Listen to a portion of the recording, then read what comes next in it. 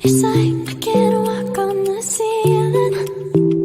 Oh yeah, got me dreaming, dreaming in colors I never dreamed in. Oh yeah, I let you in deeper than I let anyone else before. Filling up with my broken pieces, took them all and made them yours. Didn't know what my heartbeat needed, skipping out, no I can't keep score. When I lose my breath, boy, you got me breathing. Oh, every little thing you do, every time you hold me, take me higher, higher. Every little thing you do, every time you hold me, take me higher, higher. Oh,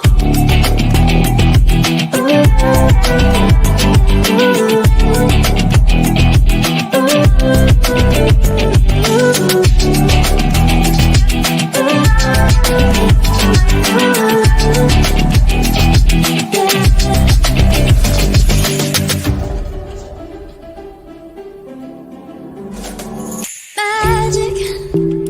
No, I'm never letting go. Now that I have it with you. When you kiss me, it's like the stars fall out the sky onto my heart to cover up what I don't wanna show. I let you in deeper than I let anyone else before. Filling up with my broken pieces, took them all and made them yours. Didn't know what my heartbeat needed, skipping out, no I can't keep score. When I lose my breath, boy, you got me breathing.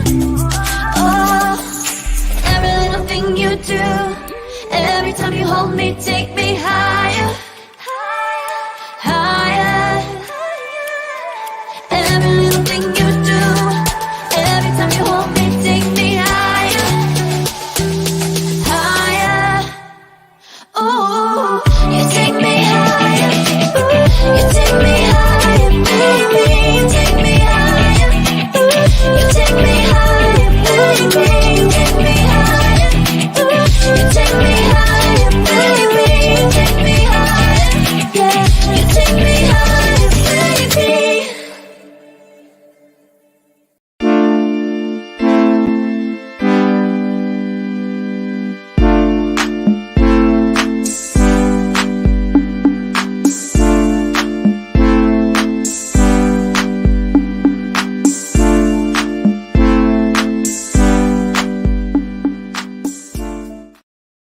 Welcome to Radical Truth to Power, the progressive news show with Let's Be S3. I am your host, Mala Long Theus. I don't know where everybody else is, but maybe they'll come back in later.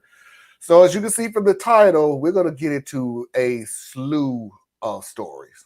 Just a whole bunch of it. So I'm going to keep this introduction and the hee-hee and ha-has real short. Theus, how's everything going? All things are well, sir. How about you? Everything is pretty good. Like I said earlier, this weekend went by really quickly, but it is what it is. Mickey said, OMG, I remember Hi, Mickey. all on my own. Major accomplishment for me, LOL. And my wife is in the house. Hello, baby. Hey, Foxy. Hello to everybody. All right, without any further ado, and you'll know the reason why, I'm going to move as quick as I can. Let's get this party started.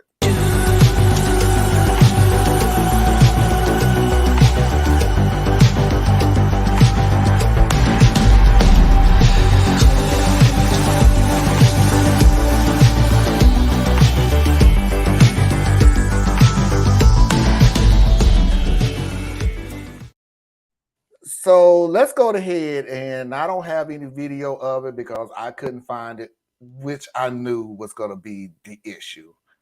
Talking briefly about the Montgomery Riverboat incident, the fight. I knew I wasn't going to find any videos of it without it having to have the fight in there. And as y'all know, I just don't show that stuff on this show. But y'all know about the incident, so I'm going to quickly read the update of what happened. A fifth suspect in the Montgomery Riverboat Brawl investigation has been arrested nearly a week after the incident, capturing national attention. On Friday, Montgomery police says Roger Ray, 42, turned himself in. His surrender comes some days after law enforcement requests that he comes forward. Ray is allegedly to be the person seen on the video hitting someone with a folding chair. He's now being held in Montgomery Municipal Jail on a misdemeanor disorderly conduct charge. Ray's arrest followed those of Mary Todd, 21, who turned herself in Thursday, Alan Todd, 23, and Zachary Shipman, 25, who surrendered Wednesday, and Richard Roberts, 48, who turned himself in Tuesday. Ray is the only suspect so far not charged at least one count of misdemeanor third-degree assault, though suspects and charges are possible. So there's the update on that. Diaz, I'm going to let you take the beginning because we've already talked about this before. What we upset about more is not about the brawl itself. It's the aftermath and how it was treated afterwards. So take it away, Diaz. Yeah, I mean, my opinion here, you know, somebody put your hands on you. I believe that you respond with equal or greater force. So I'm all 100% cool with the fight. You know, if you didn't want to be in a fight, don't start a fight, right? And then, you know, maybe this all could have been avoided. So I'm cool with all of that. I have a few opinions on little pieces of the fight, but I'm not gonna go into it because as a sign of solidarity, I ain't see none. And then as far as what followed the fight, I'm encouraged that it was like a sign of solidarity as the community rallied behind this brother that was brutally attacked. I was frustrated by the tendency to turn everything into a world star moment. So the message the way I feel about it, the message kind of gets lost, right? The message should be go about your business, do what you're supposed to do, you know, and then defend your brother and your sister when you see that one of us are under attack. And that's the message, right? Because Alabama is one of the states that is pushing really hard to curb freedoms and to reinstate a sense of second-class citizenship, I guess you could say. Deferential behavior is probably more accurate, so that these brothers and sisters standing up saying, no, I don't see anything different between you and the next person. I'm gonna put my hands on you just like you put your hands on me, you know. But then the social media thing, and this cuts across the board because Americans are obsessed with entertainment. Our community, in my opinion, possibly more so, just lurching from the next shiny object, and let's have as many laughs as we can have. I laughed. Some of the memes were hilarious, but then there's a point where you stop, you know. And even to this day, it hasn't stopped. Now you have parodies out there. You got songs. I just wish that we could do a little bit better job of having the fun, right? Because it blows off steam and it also builds community, but also staying focused on the real work of organizing and coalescing, because everything's not a joke. Everything's not funny. And we have to get to the point where we can respond differently to these types of things. Like, the fight was justified, in my opinion. What I would like to see in a hypothetical world, because it doesn't exist right now, is a response that would have looked more like this. They jumped on that man. The people who were there jump in and break it up. The police come, and they arrest anybody who was fighting. In this particular scenario, it would only have been the white folks fighting because we just would have jumped in and broke it up. And then that would have been that part. And then there would have been organized effort on the back end to go and pay these people's bail, get them effective counsel, that type of thing running at always ready is I guess the way I would put it, and I'm not saying that you look at another community and say do what they do, but you look at other communities and you say, okay, what can we learn from how they respond to things?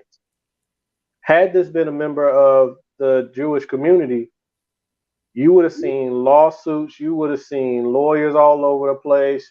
It would have been pushed to MSNBC, Fox, everywhere else, to push the fact that you do not attack people in this way. But the coverage I saw was focused mainly on the fight. My only thought process on it was,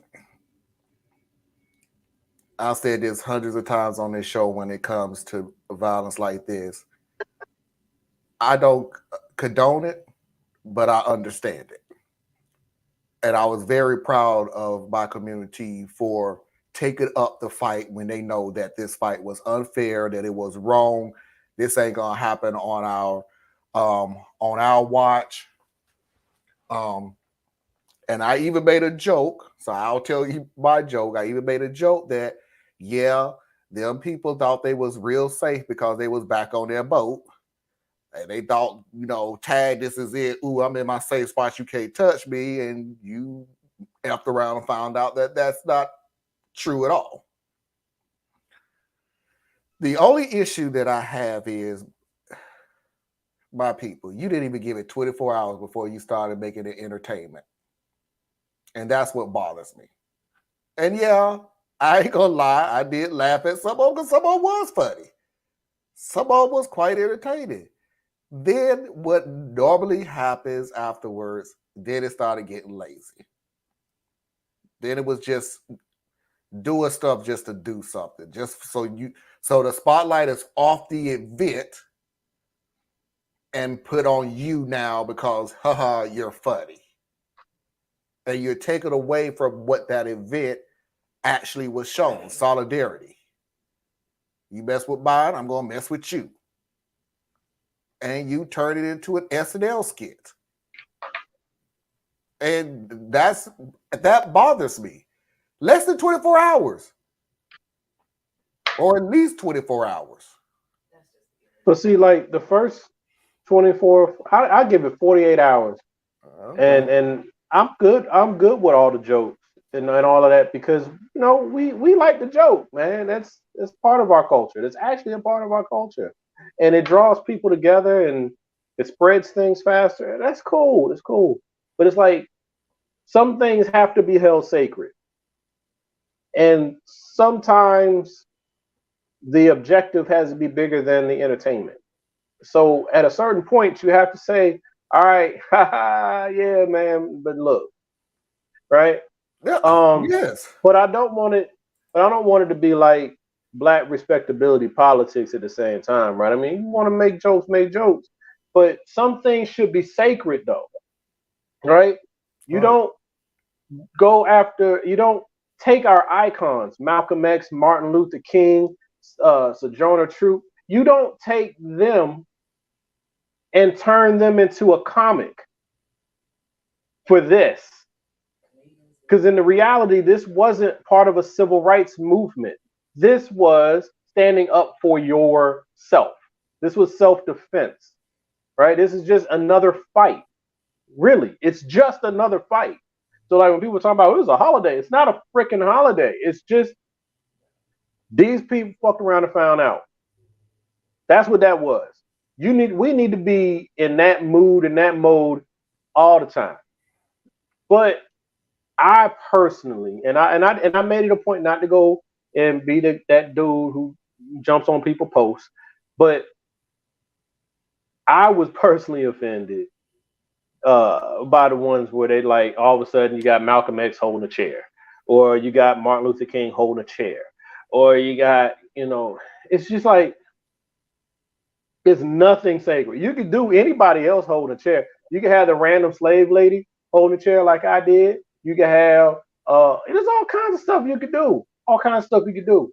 But our heroes and our icons, some things should just kind of be off limits to me. I don't know. But that's my personal take. That has nothing to do with everybody else's take. But that's how I felt about it. Yeah.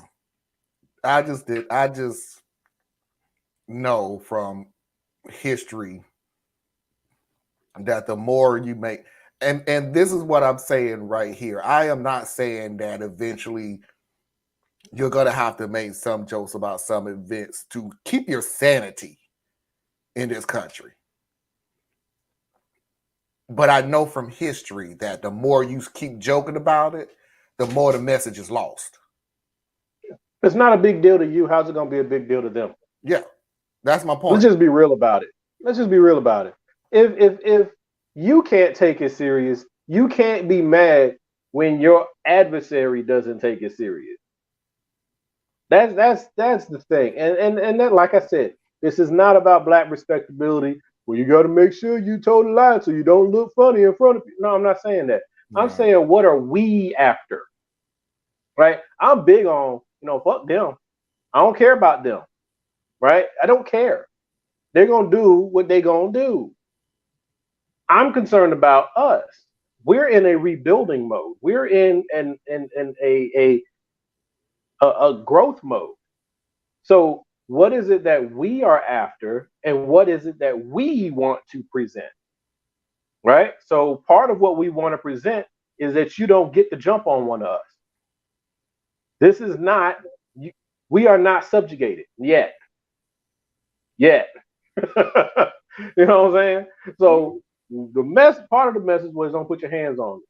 Second part of the message is we're gonna defend our own. Then we're gonna have a good time about it. Just family do. Family makes it, it's family. But then at the same time, what the old lady, what did the mothers used to say back in the day? Don't hang your dirty laundry outside or whatever it is. Sometimes you got to get serious. And I think like now should be the time that we're serious. And I don't even see us being serious. I see what has happened is it happened. It caught fire. It became funny. It faded away. It's over. And then we're going to mobilize again. Thank you, Stokely Carmichael. We're going to mobilize again the next time one of us is set upon. We're not organizing yet. And that's the next piece. We have to start organizing so that we're active even when we're not under attack. Yep.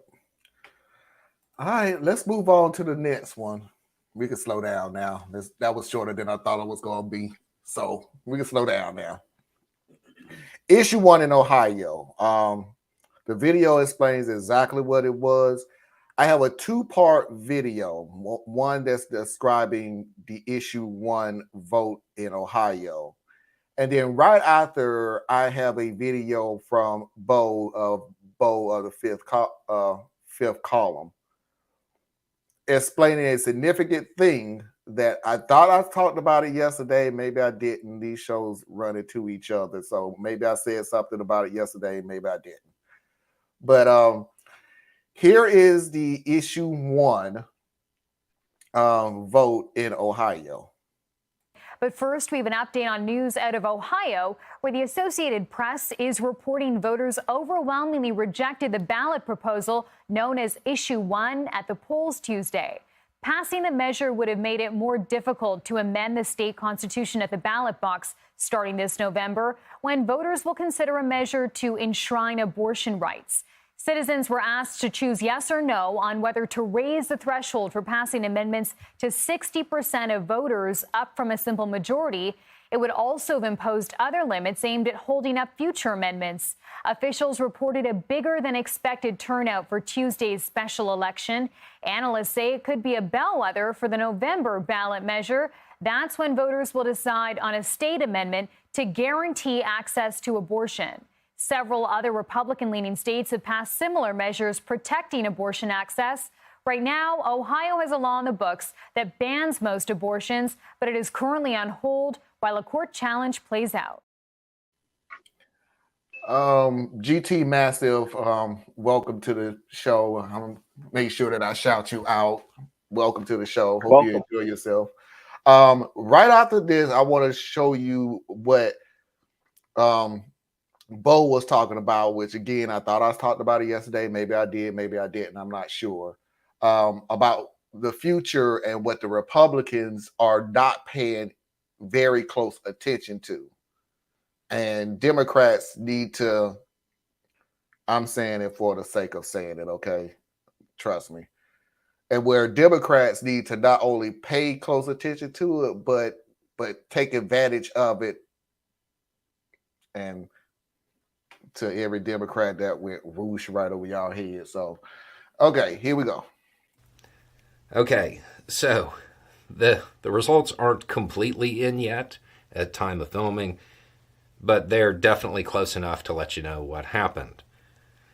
At time of filming, 56.7% voted no. It's staying the way it is. It is staying the way it is. 56.7% to 43.3%. So it does not appear that all of the fear-mongering and key rattling and all of that stuff really had an effect. I guess the people in Ohio can, in fact, run their own lives. Okay, so you have all of that as just an update, but there's something else at play. Early reports show that the area around the university there, 98% voted no. That's staggering. That is staggering. And that is something that the Republican Party's definitely going to need to pay attention to and adjust for. It won't be long, and by it won't be long, I mean 5 years. In 2028, millennials and Gen Z, they are going to dominate voting in this country. Those are going to be the votes. It's going to be a big block, and it's not going to be one that can be ignored. Even those people who are conservative within that block are more progressive than the current Republican Party platform. And it's showing in big ways. Okay, so let me go backwards to go forwards. Practically, issue one was just another way of making it harder for people to have a say-so of any changes to Ohio's constitution. Right now, it's 50 plus 1 to change anything. They wanted to move it up to 60%, so more majority. They didn't say it, so I want to be fair. They didn't say so that we can make changes about the abortion ban in Ohio. But let's use common sense. That's exactly the reason why they wanted to change this. So they could do. The party even said it. Oh, they did say it. Oh, party leadership admitted it. Yeah. Okay. So, yeah. So that was burned down. Around colleges in Ohio, 98% voted against it. 98%. This next generation is becoming more and more and more progressive.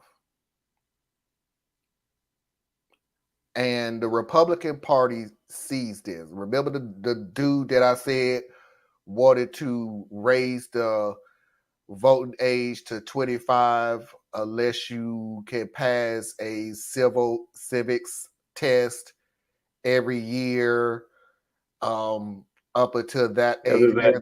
Yeah. So they know that. They know exactly what they're doing. They're trying their damnedest to make sure it's making it harder for the new blood to come in and vote against them. Hey, Anna. Hey, guys. And they're doing their best now.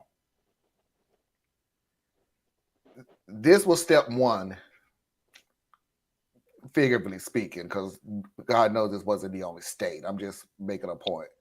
Step one of always trying to water down democracy in favor of them, because that's the only way they know now that they can win. So it isn't their arguments anymore. It isn't their presidents. It isn't their policies. It's not their procedures. It's none of that stuff. They have to water down democracy to win. Period. Point blank. End of discussion. They have nothing else, and they've shown you that they don't. So we need to tighten up, folks. The next generation is doing fucking better than we are doing. Mm-hmm. That's a damn shame. We can't even show the new generation how it should be done because we just waiting for that shining knight to come across that horizon and save us. Meanwhile, the people that we raising doing a better job than we doing. That says something, though. It says something that we have effed up this country and this world so much that they're afraid this is what you're leaving me, and if I don't take care of it now at my early age, I'm gonna be in a fucked up situation. Mm-hmm. My 10-year-old nephew is very cognizant of environmental matters. He can describe to you where pollution comes from in the different forms. It's a different world. Sorry. So one thing no, go ahead, Ann. I'm sorry. No, I was done. Oh, one thing I said, I took a couple notes, but just on that last piece. So the youth are always the change agents, right? They haven't been through life yet.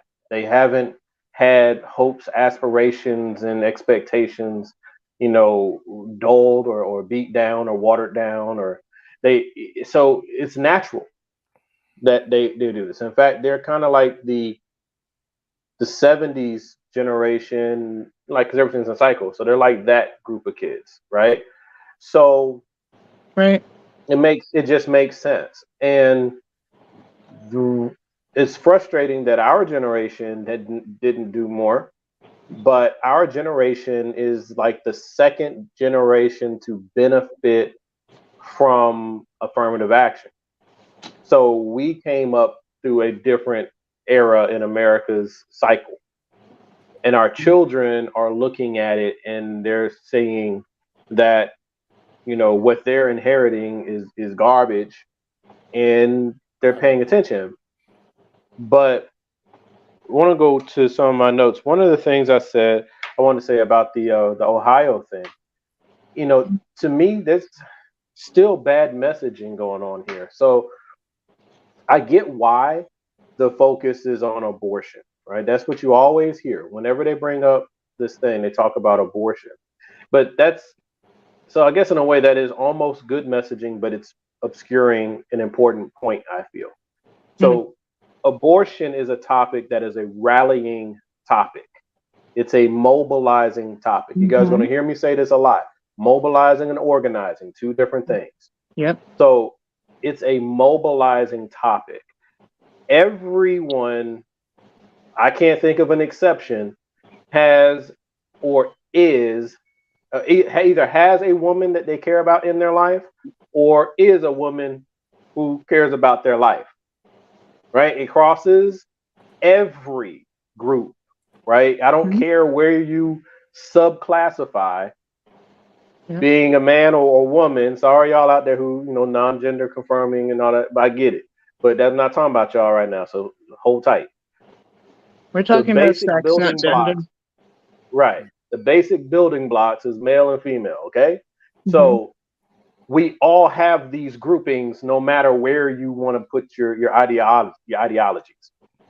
So they touch on abortion because that will mobilize young people. It'll mobilize because they're in the midst of trying to decide, can I even start a family? Yep. They're sexually active, but they're not ready to have a family in many cases. So they Yeah. want their options. So it's very personal to them.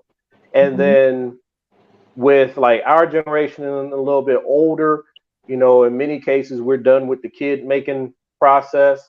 But we want to make sure that the young people have the same rights and privileges that we had. And then the group right behind us, they're usually the ones that you have trouble getting to vote because they're busy just trying to survive. So this was an opportunity to rally. But the real issue, in my view, for Ohio was what Marlon touched on. It was the tricks of a power grab. Okay. Mhm. The Republican Party in Ohio said that there should not be any of these special elections. Then, because they needed to be able to try to slide this thing in an off election year, they made an exception to their own exception to push this thing through. And it was because of the organizers and the activists that too much noise was made and people turned out. But people turned out because of abortion. But the real issue on the ballot was not abortion. The issue that these people went and voted on was about changing the rules on how you can pass a law, because next year there will be a motion to enshrine the right of abortion into the constitution of that state. And the Republicans are afraid they'll lose because the numbers aren't on their side. So they flipped it to what do you call it? The big majority, the Supermajority. super majority. So that's what this was really all about. It was about a power grab manipulating how laws are written and enforced, because it goes across a lot of subjects. But we get sucked into abortion. One of my issues with the abortion argument, national and state level, and I'm all right, I'm guilty. Liberals, we are known for our positions being way too wonky. I get it. I'm guilty. Abortion isn't, to me, it's not about the right of abortion. It's not about, can a woman make the decision to have an abortion or not. It is about human rights and bodily autonomy. Yes. Right? Whatever the woman wants to do with her body, just as men, there's nothing that tells a man when we can or cannot have a vasectomy. Nothing. Right. Okay? Right. There's nothing that I'm aware of that says that you can't give us condoms. But the effort to control a woman's body, thereby taking away her autonomy, thereby preventing her from having the same level of authority over herself as a man, that is the issue. So we should be fighting on human rights, right? Yep. But slogans means we have to focus on abortion. But really, that puts us back where we started from, because the reason we're here right now is because when they tried to get Roe v. Wade into the law, they had to use privacy because they couldn't find a way to get it past the Congress of that time. Right. And because they put it on privacy, the Republicans and the conservatives undermined what privacy means, and then they were able to break Roe v. Wade. So it's like we have to build these things on a much firmer foundation, in my opinion. And then the last thing, Marlon, you were talking about democracy. And I hear this all over the place. One, it already annoys me when black folks say these things, but I hear it all over the place, across the board. They're trying to take our democracy. They're trying to break our democracy, blah, blah, blah, blah, blah, blah, blah. America has never truly had a democracy. Mm-hmm. It's always been branding. So up until 1968, everybody couldn't even vote. So the case could only be made from like maybe 1968 till now that we've had a democracy. That's what, I don't even know. Let me do 60 years, 50 years, something like that. That ain't very long, people. Okay. So out of a 250-year life, 50 years of it, we've had a democracy. Come on. No, we haven't. And then within the democracy, we have the issues with gerrymandering, the issues with all these different things. So, and I close with this. All that comes back to the deferred responsibility and accountability. Yet again, like Marlon, you said, waiting on that shining night. Yet again, we are placing our responsibilities on these young people, this nebulous thing called young people. And they're going to, more of them are coming to voting age. So they're going to fix all of this, or they're at least going to break the Republican Party because their numbers are going to be too weak. That's the same thing we say about the browning of America. That's the same, you know what I'm saying? It's always pushing it, kicking the can down the road. And what's always overlooked here, these young people, they're not doing this because they're Democrats. These young people are doing this off of the issues, which means you run a very high risk of you not taking these people seriously for another election cycle, this is their second election cycle for some of them. And they will then drop out of the game. So the same thing, that it's like you're recreating the same scenario. So these young people aren't going to say shit. They're going to be ran off because they're going to be disgusted by the 70 through 50-year-olds who still aren't listening to them. So the Republicans can still win. The conservatives can still win because you create an apathetic youth movement. Look how many black men are like, yo, it's fucked up no matter which way we go. So you got black men attaching to Cornel West, even though great man, I love Cornel, but I personally cannot see him as commander-in-chief. I just don't see it. Right? I find that interesting. I see him as a great minister. I see him as a great civics leader. But when I want somebody to go out there and put Putin in his place, I don't see that. When I'm looking at somebody having to make some dark calls, because everything, folks, with international policy and stuff like that, it ain't hugs and kisses. You make some dark deals. And I don't see him being that person. And in fact, I wouldn't want him to be. He is one of the best of us. So I wouldn't want to see him in those positions. So it's like, yo, we I don't know, man. But I talked enough. I apologize, y'all. Go ahead, do your thing. All right. Nothing. That's it. All right. Let's move on to the story that apparently when we talked to the panel yesterday, none of y'all knew about this. And and you didn't know about it because I forgot what it was. All I said was Mississippi did a good thing and then blanked on what Mississippi did. So what we found out is Mississippi, the lifetime ban on felons, after they have done their sentencing, they were still banned from voting. A judge has decided to put a ban on that blockage. So now felons who have done their time are now allowed to vote again. So here's the story. The U.S. Court of Appeals has ordered this Mississippi Secretary of State to stop enforcing a lifetime voting ban for people with disqualifying felony convictions who've completed their sentences.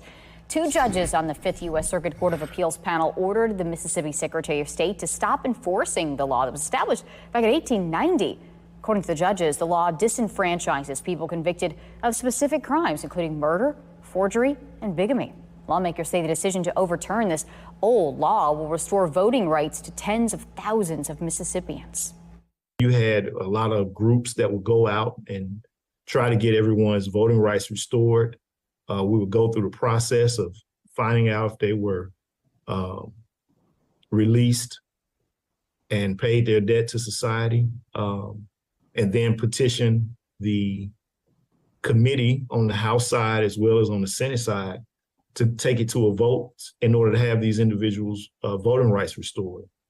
And it was burdensome to them, and it is, because we've only done, since I've been in the legislature the last 8 years, we've only restored the voting rights to maybe 2 or 3 people. Well, the lawsuit filed in 2018 by the Southern Poverty Law Center claimed Mississippi's lifetime voting bans arbitrarily grant or deprive citizens who live here of the right to vote and was intended to discriminate on the basis of race. The decision to overturn the law comes days ahead of the primary election. The argument that they used to overturn this was cruel and unusual punishment. And what they're saying was that it was more of the unusual part of it. More or less the cruel, but they more or less focus on the unusual. What they was basing it off of is that you're double punishing someone for whatever the crime is. And funny thing about it is the felonies that they was talking about, it isn't all felonies. It was certain felonies. Okay. You're found guilty of this certain felony and this certain felony. So it wasn't all felons. So which allows them to target certain groups a little bit better. So it allows you to target certain people. Bigamy. So when they were saying that, and if you're not discussing that this dude was in office for 8 years and only 2 or 3 people got the ability to get their rights back to vote, I don't know how. Don't look at Alabama and Florida, then you'll be really upset. Yeah, I'm still looking at y'all. I mean, this is Mississippi. It's Mississippi. Well, that's the funny thing about it is Mississippi. I mean, yeah, but you know what I'm saying? I'm saying like Mississippi was like the last state to give up its slaves. Okay, Mississippi is an interesting place. Okay, that was my point. Here's my thing though: we're still looking at the judiciary to write laws effectively, right? So you got a judge saying stop enforcing this particular law. That's actually the executive branch's prerogative, right? The executive branch decides what they enforce and don't enforce. The judiciary interprets the law according to whatever level constitution, whether it be state or federal. So this judge can render the law to be unconstitutional for the state of Mississippi, but it's still the executive branch that has to decide to stop enforcing. So in a way, what we're dealing with here is and this is happening on every level. The judiciary is being called on to operate on levels that they weren't designed to operate on. And we should have a problem with that. Yes, right now we're seeing some decisions that benefit us because the Senate's, the legislative branches, state and federal, and the governor and presidencies and the executive branches, they've just been horrible. But just like the judiciary can make a decision you agree with, they can make decisions that you don't agree with. It's not their role. And it's like, how far has our country slid to where they're the last line of defense? They're the last ones kind of doing a job. That's scary to me. To me, that's scary. Mm-hmm.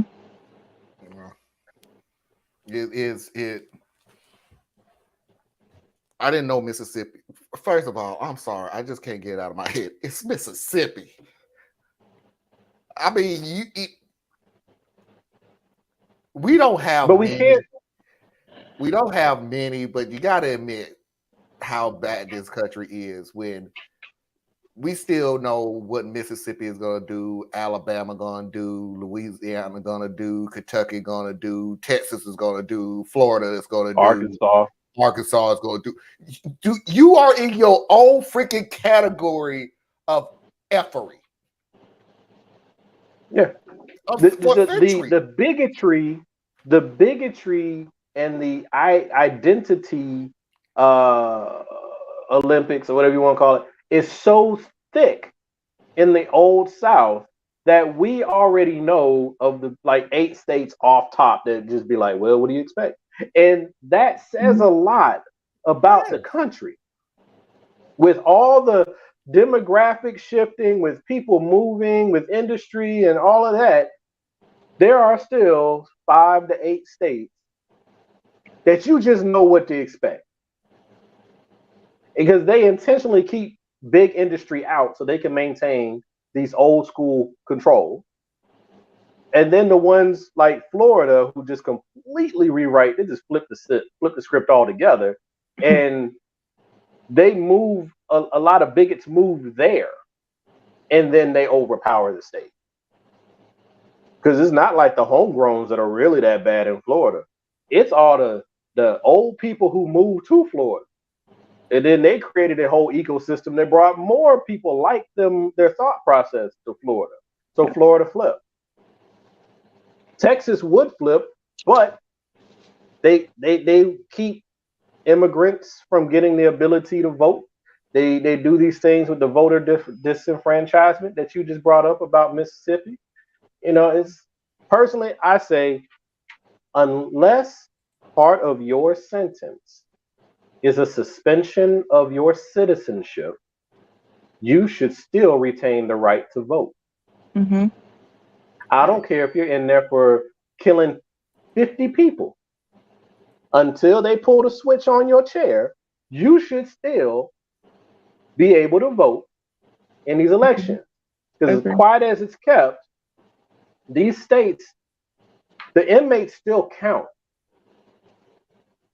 They're still residents of the state because the state now owns them to an extent. They are residents of the state. So these counties where these jails are put in get the benefit of having more numbers so they can get more representation. They can get more resources from the federal government. They can do all of these things, but the people who are giving you these numbers don't have their voting rights, their citizenship rights. It's convict leasing and slavery kind of rolled right on in there together, which is why to this day, the 13th Amendment has that exception clause sitting loud as hell, and no one's trying to get rid of it. Because if they tried to get rid of it, it would mess with the prison system, it would mess with the legal system, and that messes with money. What I tell you, the most powerful thing in this country is money, economics. But it's all in pursuit of power. Right. Yeah. To piggyback on what Parker was saying, Mississippi did not ratify the 13th Amendment until 1995. They didn't even notify Washington, D.C. until 2013. That's 10 years ago. Mm-hmm. For y'all to keep saying this is old news and everything, and it ain't important, and that was a long time ago. Yeah, no, no, it's not. Either you're going to look, and let me help anybody out that has that argument. This is why we keep bringing these subjects up. Even if the event happened a long time ago, which we've proven on this show that it hasn't happened a long time ago, but depending on what your definition of a long time ago is, you know, it's kind of funny that you want us to stop talking about slavery, yet you still celebrate the Confederacy. Okay, so depending on what your definition of a long time ago is, are you talking about the event or the effect? The event in your definition could be a long time ago. The effect, like we just pointed out, happened 10 years ago. The effect, or the fact that we're talking about this case right now, it's happening now. Yeah, and the effect that what happened 10 years ago is being affected right now. Yeah. So stop saying that long time ago crap. That was people who have this racist bigotry, whatever you want to do, power trip, whatever this is. It wasn't the event that they put together. The event happened, great, wonderful. What they was betting on is the effect afterwards. The effect from generation to generation to generation. Yeah. And you keep thinking because the event happened in your sublime years ago thing that we shouldn't talk about it because it happened so long ago. We're talking about it because the effect is going on right now. That was the design of it. So how come you can't let go of the Civil War when that was by your definition a long time ago? Right. And so with that, I guess it's like Be this is going to consistent. be really funny. You can't get, there won't be, right? Because human nature says you use whatever leverage you have. Right. And then you have these people who, they're not going to deny their grandfather. They're not going to deny their great grandfather. They will obscure it and pretend like, woe is me, you're picking on me. But they won't disinherit the benefits. They won't do any of those things. Mm-mm. So they say we shouldn't erase history. Don't take down the statues. Don't teach how horrible slavery was, right? And then they turn around. No, I'm sorry. They say don't take down the statues because that's history. Right. But they want to get rid of accurate tellings of history because that makes me look bad. Right. So you're not going to get fairness out of these people. What I am more keen to is wherever you land, right? I center blackness and then I focus on disadvantaged or vulnerable groups, right? But you can be laser focused wherever you want to be. You can be laser focused on the queer community. You could be laser focused on women's issues. You could be laser focused on whatever you want. And then what we're charged with is finding what issues we overlap in and we move in a coordinated function that way. We don't have to agree on everything. Just on those coordinated things, we move, right? With racists and with trans community and with the gay community and with whatever community, we all want our kids to have a good education and a safe childhood. Yep. Right? So work there. But we're in full disagreement, law enforcement, what that's supposed to look like. Voting rights protection for Black people. See, those are more niche. So now those you need to actually create alliances and partnerships and move on that. But we have to stop expecting people to forsake their own best interests because it's the right thing to do. No one does that. Not willingly. They just right. don't. There lies that word. Not willingly and not on purpose. Right. It's a byproduct. Yeah. A racist is not going to just give up being racist because you told them racism was wrong. Yeah. Typically what gets through to a racist is the same thing that gets through to someone who hates people for being gay. They end up in close proximity for an extended period of time and are forced to see the humanity of the other, because while some people are elevated enough to learn without experiencing it directly, most people learn by experiencing it directly. Yep.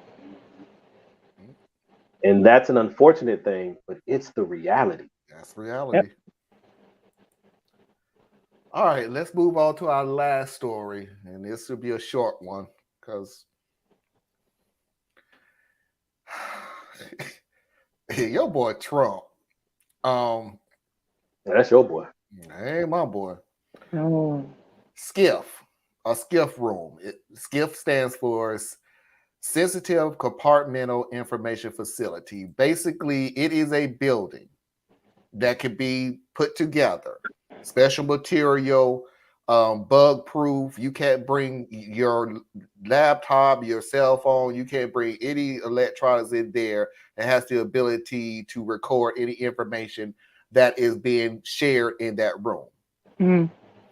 This super secure safe room. Super secure safe room. This room right now is at a federal courthouse and added near it, whatever, for going through the documents that they got from Trump's Trump's compound Yeah. to go through the documents. At this present time, that means that the lawyers and Trump, if they want to go through the documents, they have to go down to the federal courthouse to look through them. Man, and then here come Trump. Donald Trump and his lawyers have submitted a request to Judge Eileen Cannon to build a skiff at or near Mar-a-Lago. President Trump opposes any portion of the proposed CIPA protective order that prohibits counsel from simply discussing the relevant purportedly classified material with President Trump inside an approved secure location other than the designated skiffs in the Southern District of Florida where the classified discovery will be housed. President Trump respectfully requests that the proposed CIPA protective order be modified to approve reestablishment of a secure facility in which Trump was permitted previously to discuss and review classified information during his term as President of the United States. So Donald Trump wants the government to build and pay for a skiff near or in Mar-a-Lago. Sounds like another delay tactic to me. This ain't even a delay tactic. This is, I took these things that were government security issues, stored them in my bathroom, ballroom, hallway closet, anywhere I could find a way to put them, I just put them. And I said that it was secure because there was a locked door that also held other supplies. So people could go in and out. But anyway, no, that's get past that. That's the detail. I had this stuff in my house unsecured. And you took it from me. And I'm saying I still need to look at this stuff. So can you please put a secure facility in my house so I could bring those things back to my house and look at them and then lead in my defense that these things were not classified and they were secure. The hell? I mean, I think. Oh, Donald, listen to me, dude. You're missing the final points of why you have to go to them and they not coming to you. You're not the president anymore. You are the former. Well, it is that. But I just can't get past the other part. It's not the fact that you had these sensitive classified documents everywhere in damn Mar-a-Lago. Let's just call it. I can't even name the thing. One of your rooms that you had that you had it in had a copier. Let's just put all of that aside. Let's put that all aside. Mm-hmm.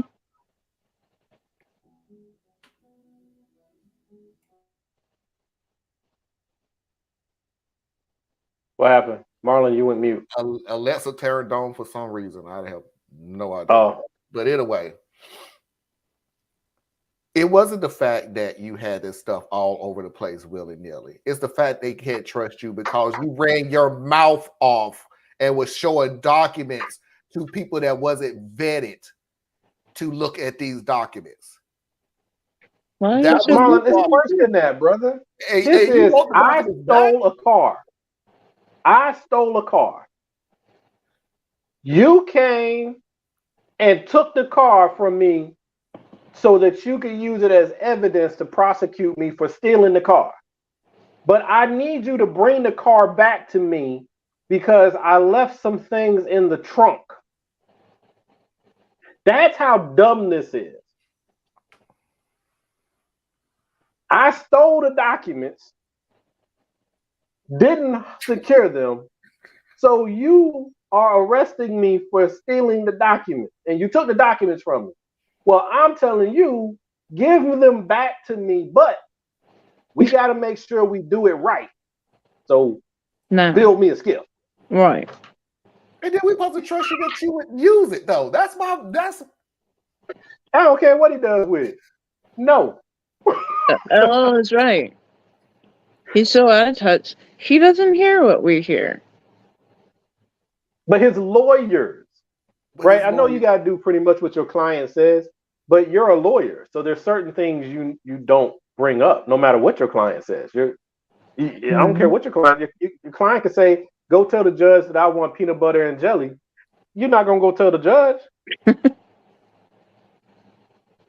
So it's silly time, right? It's like I mean, how do you even take these people seriously if you're Jack Smith and his team? And at the same time, the judge they got to deal with. This lady has never really held. She's had, I think, 4 court trials. All the rest have been like plea deals and stuff. She has not had to oversee actual trials. So she doesn't know all the rules. She doesn't know all the ways things happen.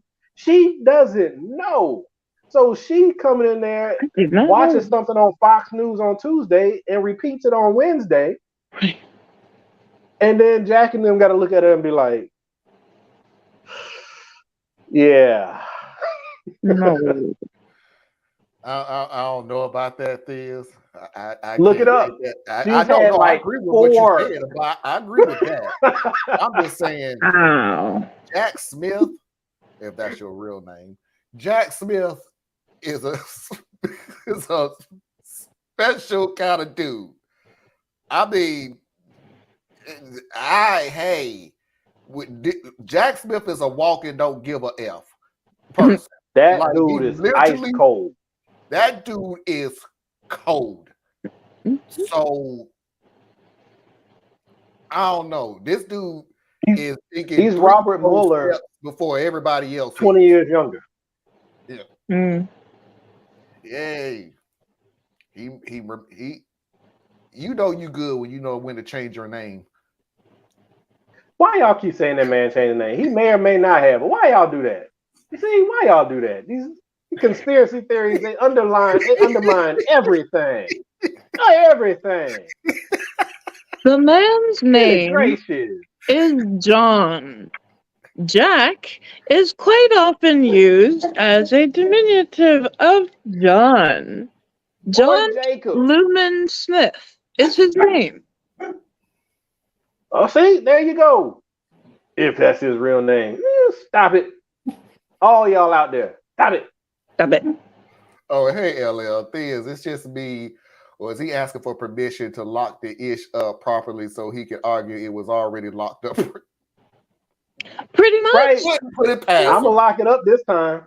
This time. Hey, I'm gonna lock it up. Hey, but how you gonna lock it up? You don't have a secure area. You're right. I don't have a secured area. I got you. Build me one. And you pay for it. And right. But I heard one of these talking heads, because you know they all just talking. But one of them made a good point. He was like, they drew Cannon. They didn't know how she was gonna do. Now if she was more up to the task and wanted to be corrupt, then what she would have likely done is wait until the trial started and then start playing games. But instead, she's playing games now, which is sloppy. But they're like, because she's starting to play games now, Jack Smith's team can go ahead and let them slow roll it. Right? They can go ahead. There's nothing they can really do to stop Cannon from playing games. So let her slow roll it. It gets moved out. But he's already got the federal case happening in DC now. And that one doesn't have all the complications that the documents case does. So you can go ahead, get him on those charges, because he was made sure he was very narrow. and he only went after stuff that you could get him on. Yeah. Right? Didn't get him on the heavier stuff that people wanted him to get, but it's still 20-year sentences behind this stuff. So he's going to go get that. That'll happen in time for the election. Cannon's going to play her games. That'll push that trial out past the election. And there's no sweat off Jack's back because he can do the other one. Well, the funny thing about it is Trump already has put in a request to delay the trial. Jack Smith has already requested. No, I want January 2nd. Yeah. Because once Cannon started slowing down the documents case, that freed up the calendar. Because see, Cannon's case was supposed to be moving first because it was filed first. So she had her choice of between January and March. Well, with her playing these games, which is pushing things out, now the DC case can use January to March. Okay. If I was Jack, I'd be like, all right, that's what I thought you were going to do. So I don't care. We're going to do this. And then when it's time, we'll do that one. Told you. This man is a special kind of special dude. I'm sorry. But there was a guy who said this is super important, and I agree with him. We as a society, we cannot allow ourselves to hope Jack Smith saves us all. Right. That's what we did with Mueller. Yep. And he got hamstrung by Barr. So we can't count on someone else to do our work for us. Our work still remains. We have to outweigh the Electoral College. And the only way to exert extra force on the Electoral College is that everyone votes their interests. If not, if you just sit back and say, well, Alabama is going to go the way it's going to go and whatever's going to... No. All you out there who have, I'm not even going to say liberal or progressive because I still don't like the term progressive. I ain't never liked it. But anyway, wherever you stand, what lines up most with your issues? You're not going to get it all. What lines up most with your issues? Vote accordingly, but get out there and vote because you have to exert that weight against the Electoral College. Because that's where the game's going to be won and lost. All right, everybody. We're a little bit over the first hour, but I had to make sure that we get all this information in next Sunday because I already got what we're going to do. Next Sunday, I found somebody who did go through the entire indictment, 45-page indictment on Trump. And he explains front and back all the way through. So next week's show is we'll be dissecting. This is the voter fraud case, not the document case. It's kind of absolutely, with that sentence coming out of my mind, that I literally have to explain which case that we're talking about against a former president. But okay, just to be perfectly clear, this is not the New York case. This is not the document case. This is the voter fraud case. All 45 pages, and he's going to break it all down. So that's what we're going to discuss next Sunday. If you're new here, this is the part where we take a 3-minute break to reboot and refresh. We call it the Mickey break because she was the one that came up with the idea of, can we please take a 3-minute break so I can reboot my computer? And it's just stuck from that point on. So we're going to take a 3-minute break to reboot and refresh. And we have a returning. Oh, just before, have we welcomed our new commenter? Yes, we did. This is a new name for me, and I do want to say welcome. Welcome to the show. We appreciate it. Also, LL, thank you for coming in, brother. You've been a while since I've seen you. This is where we're going to take the 3-minute break to reboot and refresh, and we will be back with a Am I the A-hole, a returning Real or Nah, and of course, Foxy's videos of the week. Stay tuned.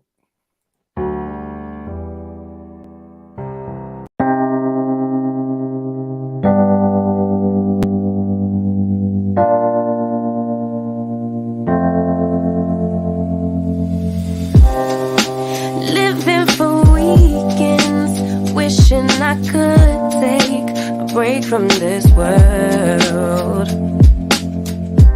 Running on a hamster wheel, but searching for something I can't feel.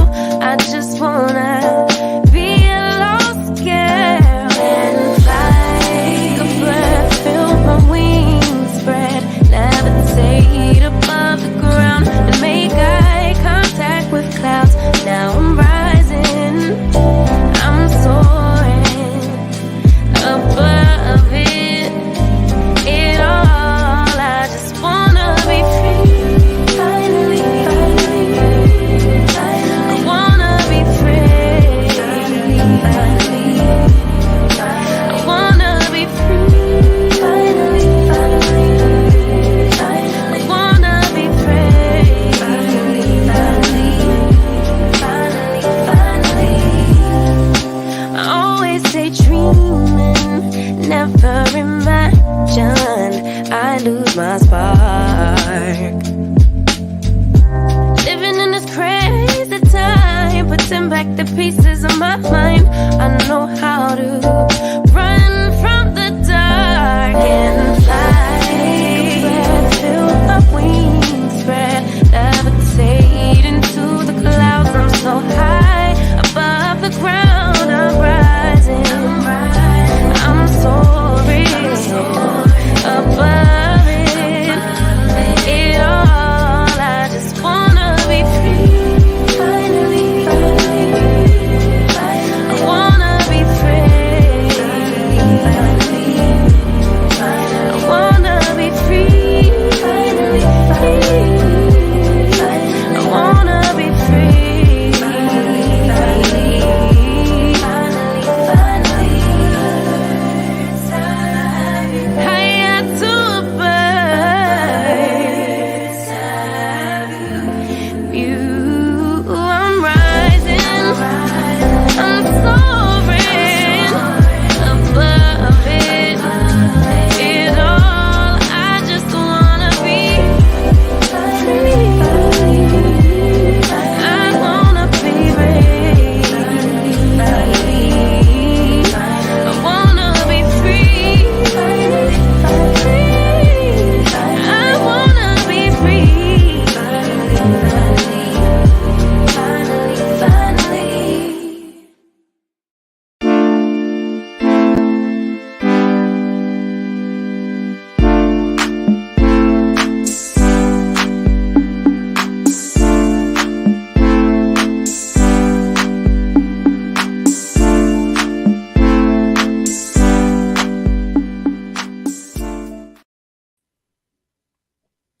See, this is what happens when you don't pay people. They take a bathroom break and still don't come back yet. So, welcome back to the show, everybody who decided to come back. Appreciate it. Thank you very much. Without further ado, let's go ahead and pay those bills. Please support Tracy at buymeacoffee.com/Tracy Media LLC. Help support Tracy at all of her endeavors. Please support Anna Hart at her website, BoreliaEtc.com. Learn something that you didn't think you need to know, but you should. And as always, if you want to send me a message of any kind, you can do so at radtp@outlook.com.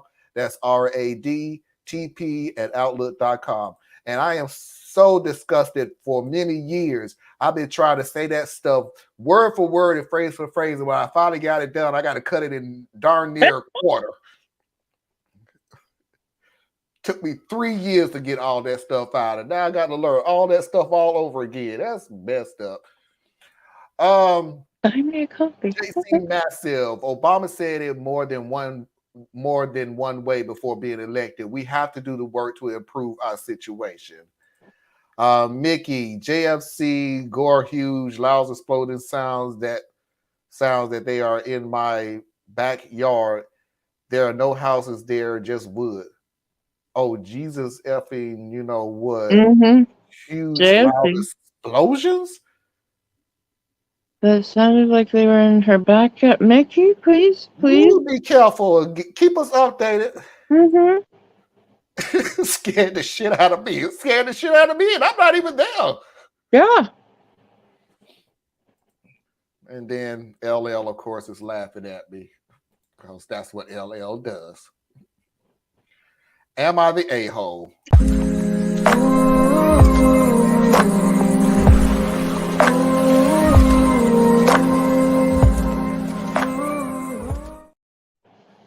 At the end of this video, almost explaining the situation, I can tell you up front, there's a portion that's kind of missing. I had to listen to it 3-4 times, and then I finally caught on to it. So if you're kind of confused at what happened in the middle all the way to the end, I'll explain it to you. But the title is "My Sister Almost Ruined My Relationship." Over a year ago, my relationship got put in a bad place because my ex, who I broke up with 2 years prior, sent me a DM that I'm her baby daddy. Her daughter was under a year old, by the way, so I already knew it was BS, and I told her don't contact me again. She found my girlfriend, who's 27, on Instagram, and then started sending her messages too that this is my daughter. She's sorry for being involved with me, knowing I was in a relationship with my girlfriend, but since I'm refusing to take responsibility, she didn't know who else to reach out to, trying to make herself seem all genuine. My girlfriend was sent fake screenshots that were supposedly from me, then also the one I actually sent her about leaving me alone because that's not my baby. Around this time, my girlfriend was 6 months pregnant, so the stress and hormones of that, plus the info she gave her, the times we supposedly met up after telling my girlfriend I'm working late matches up because those were actually nights I had to work late. All of that freaked her out, and she really did start having doubts. It got to the point where my girlfriend was really scared and confused, and then she went to stay with her parents for a few days. I was so scared I was gonna lose my family. Then, my ex apologized when she heard my girlfriend wasn't staying at our apartment. She just wanted to mess with us a little because she was still bitter I dumped her, but she didn't mean for it to go that far. My girlfriend came back. It took some time to come back from that, but we have our son now, who's 7 months old, and we've been happier than ever. My sister, 25, female, told me about this last weekend when we were at our parents'. She got a little tipsy, and when we were joking about all of our old embarrassing stories, she just blurted it out that she thought it was okay to talk about it now since me and my girlfriend are fine. I kept asking her why the heck would she do something like that, straight up arguing right there in front of my family. She says she was just being stupid and bored since she wasn't working, and like my ex, didn't realize it would get that bad, which is why they stopped it. But obviously, my ex didn't rat on my sister. I called my sister a jerk for almost wrecking my relationship, and what that put my girlfriend through. My sister started crying, and this is why she didn't say anything, because it might get this reaction. She only said something now because she was embarrassed, and now we're in a good place, so she doesn't know why I'm so mad about it. It was a whole thing. My sister cried in the bathroom and wouldn't come out. I went home early to be with my girlfriend and son. They're all saying that I behaved like a jerk when my sister decided to come clean, and that I owe her an apology for my overreaction, just like she owed me one. Was my reaction warranted though, or was it actually an overreaction? I'm still mad about it. Am I the jerk? So the confusing part of the Well, story that didn't say that was it wasn't an ex at all that messaged the boyfriend and subsequently the girlfriend. It was the sister all along, being bored and thought it was a funny joke and he and ha ha. It was the sister all along that did the messaging. So that's why if you listen to the story about her knowing the ex knowing what days he was working late and things like that, it was the sister that knew her brother was working late these dates at these times, and thus making it more realistic. And when it went too far as the girlfriend at the time leaving, that's when she came back. Oh, I was just messing because he broke up with it and everything else. And what makes this double effort, it wasn't for the fact that she came out and said this because she felt guilty. The sister I'm talking about felt guilty about doing this. No, you came out and said it because you was drunk and you thought everything was okay. So it was alcohol that made you tell the truth, not guilt. Liquid courage. Yeah. The old liquid slip. This is, to me, this is not one of those things that will go down as my normal stories of burn the bridge, never talk to her, low contact, no contact, blah, blah, blah, and everything else. Because, yeah. However, no, I'm not apologizing back to you at all because you almost effed up my life. We ain't talking about my girlfriend. You're talking about my child. But let's just say it will be a while before I'll be able to talk to you again as if it was normal. Because you nearly destroyed my life. You just really, really did. You thought my life was a game that you could play around with little marionettes that you can just pull a string and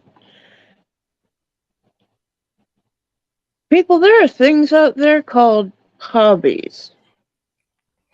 Crafting, drawing. Because this is... Stop it.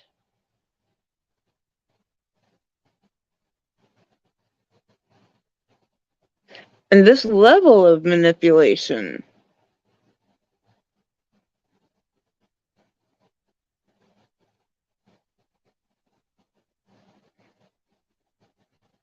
My brain is still trying to even process this because you can't believe somebody would stoop that low or something. A family member that close. This blows my mind. You thought it would be funny?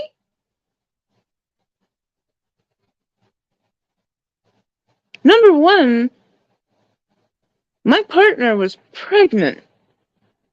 You could have cost us our child. That shit ain't funny.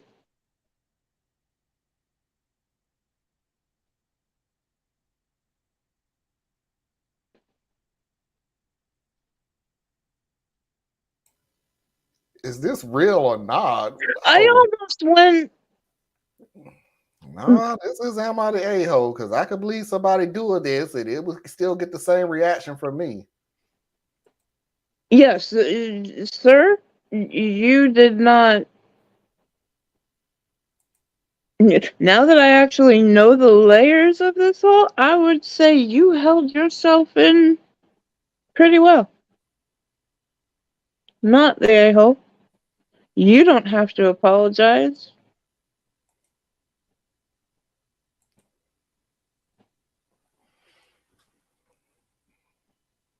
So my brain is still just going, what the fuck did I just hear?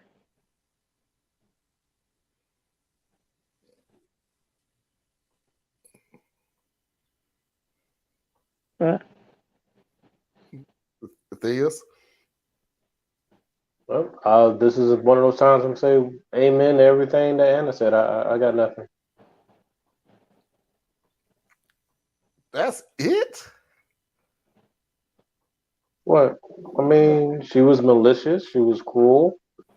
What she did, what she did to her own brother is bad enough, but what you did to this young lady who she was just, I don't know, an extra for you to play with, and that's just a special level of cruelty. And no, he shouldn't apologize. And yeah, what Anna said. I mean, You're a special kind of special. I almost want to say that this is worse than the nurse, except that the nurse can do more damage. No, this ain't beat the nurse. This ain't. It's almost there though. For Well, me. we ain't got but a few more months before we rehash all the stories again. We ain't got but a few more months before, cause I can't believe we're already in August and we're already halfway through almost. I was looking through, just a side note, I was looking through because I kept it in a file this time so I wouldn't forget it. So remember we have the cheating husband. I can't remember what that was. The one from yesterday, the future wife doesn't want my daughter in the wedding. Leaving my boyfriend over a prank. I don't remember that. Then we got the evil stepsister. I'm shocked that we forgot. I am really shocked that we forgot about the guy who left his wife because of the sex of the baby, because his mother manipulated him and believing that calendars and whatever. I forgot all about that story, and the husband responding. And then lastly, and I don't think that story was too long ago, the lady who lost her child, but the husband had already left her and the family was blaming her for not working harder to get in contact with them. So we have a slew of them. So wow, it'll be a couple of months before we get back into it, but we got some doozies up there. So yeah, Thiz, you may have been right from yesterday. That story may not even reach the top 5 because I forgot all about them other stories. It's just like it's like getting hit with, the Trump presidency after an Obama presidency, where a new scandal is happening before you even were done reading or hearing or learning about what was happening just an hour ago, maybe.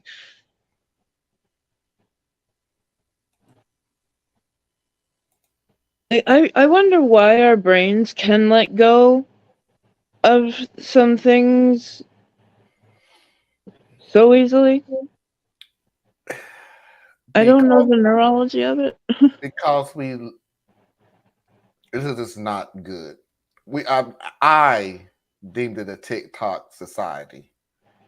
We're so committed to being mad, being frustrated, being irritated, being aggravated, being in an uproar, being just ready to burn this world down on whatever the situation is. That's bad, and it is bad, and everything else.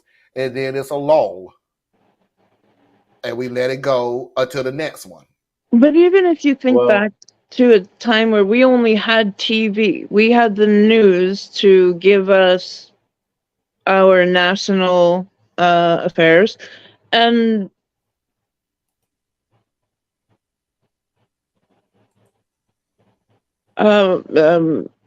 sorry, my brain is blanking, but like Theus would often talk about what he sees wrong with the media, that we're not revisiting, we are not coming to any conclusions, we're just going on to the next headline. Well, I think part of this comes into one, the strongest memories are tied to an emotion, and then you also look at it from a chemical level. If you're constantly being pumped just a new thing that just triggers that anger, fear, joy, whatever, but it's just being pumped at, just like a drug. You get addicted to the high, and the substance itself is secondary. So, yeah, we get a lot of information coming at us, but it's all triggering the same emotional response. Right. Excuse me. So you're not going to remember each of the events. You're going to remember the feelings, Right. and so you have that part of it. Um, so I mean, I think there's a biological reason for it. It makes perfect sense, unfortunately. And Mhm. then from a society level, even though I don't agree that everybody needs to take a break because I think people aren't engaged enough to deserve a break. Mm. But people are constantly seeking a way to separate or detach for a Mhm. little while at least Mhm. from things that they feel are beyond their control. So I A think that's mental one health reason that a break. lot of well, that's what we've used now as terminology, but really it's just avoidance. Um, but when you're faced with things that seem too complex or too large for you yourself to meaningfully impact, you oftentimes will detach from it. This is why very few people really follow politics to a deep extent. Mm. Um, and why a lot of people who do follow politics don't actually go very deep because it just becomes their new form of entertainment. Yep. Um, so people are, I call it the chaos theory, right? We're all living in our little bubbles of chaos, Mhm. and we're so busy just trying to figure out our bubble of chaos that we hide from the bigger things, right? We blame Biden for not being, we won't say it this way, but we blame Biden for not being a saint. We blame Biden for not being a superhero Right. because it's easier than blaming ourselves for how we raise our children, how we conduct ourselves each day, how much what we say we believe in is reflected in our actions, Mhm. how we select our entertainment. We don't, Mhm. it's much easier to hide from the big things, and it's also easier to hide from our deficiencies. So we scroll or we click, we don't open books. And we got to the point now where about if you want a book, they just do Audible now. It's story time for adults. Read it to me, right? So it's a societal thing. It's also a biological thing, and then you put both of those together. Here we are, Speaking and not just a ray of personally, sunshine. No, speaking I personally was. though about Audible, um, I was a voracious reader in my childhood, and I cannot do that um, between trying to focus my eyes on little type and then to bring up a picture in my head. The abstract thinking is very, very difficult. So having somebody read the story or book and then having the words in front of me as well, it really specifically helps me and people like me who come from a disability standpoint. But I do No, I'm understand not what you're saying it like that. I saying. mean, if you have a neurological issue, then you use whatever tools are Right. needed to help you. Vast majority of us do not have that excuse. Yeah. We just don't. I, It's simply that we don't want to take the time. And I'm guilty, right? I Mhm. love podcasts and documentaries, and I've I never love done Audible, but that's documentaries. just because I'm too lazy to develop a login. But I do those things. But when I pick up my books and I read it, I can't read like I did when I was younger. No. When I was younger, I would sit there and read an entire book because I would get locked into it. Yep. Now I'll read five, six or so pages and fall asleep. Mhm. So I get it. I'm part of this culture too. right? I'm part of the society too. I'm just saying Mm. that I look at myself and I say the things that are wrong with me or that are not where they need to be or Right. the messed up decisions I make. I don't hide from them. I'll tell you straight up what I've done, and I just need more people to do that. But that's I'm not. not natural, so people don't do I'm it. not a reader. I used to No. be. When I was in elementary, I would read. I would find Arthur Judy Bloom. I literally think I have read every Judy Bloom book that she ever wrote. I think I have That's to. because you were getting that Pizza Hut personal pan pizza. What? You don't remember that? You used to No. get for being a Yeah. good reader, you would get the personal pan pizza little slips, and then you could go to Pizza Hut and get a personal pan pizza. In your That made neighborhood? a lot of kids read. That made a It lot of did. kids It read. did. Not in Yes. I never got one. Oh, I'm so sorry. You are Oh, owed a I have no pizza idea. now. Man, I got a I sticker. used, whew, Oh. man, I used to get so many of them things, boy. I'd be like, yep, I read every book on the list. Can I get my pizza pan, my personal pan pizza, please? My personal. Yeah, that's when I pizza remember that. was good though. Yeah, not so much now. Real or nah?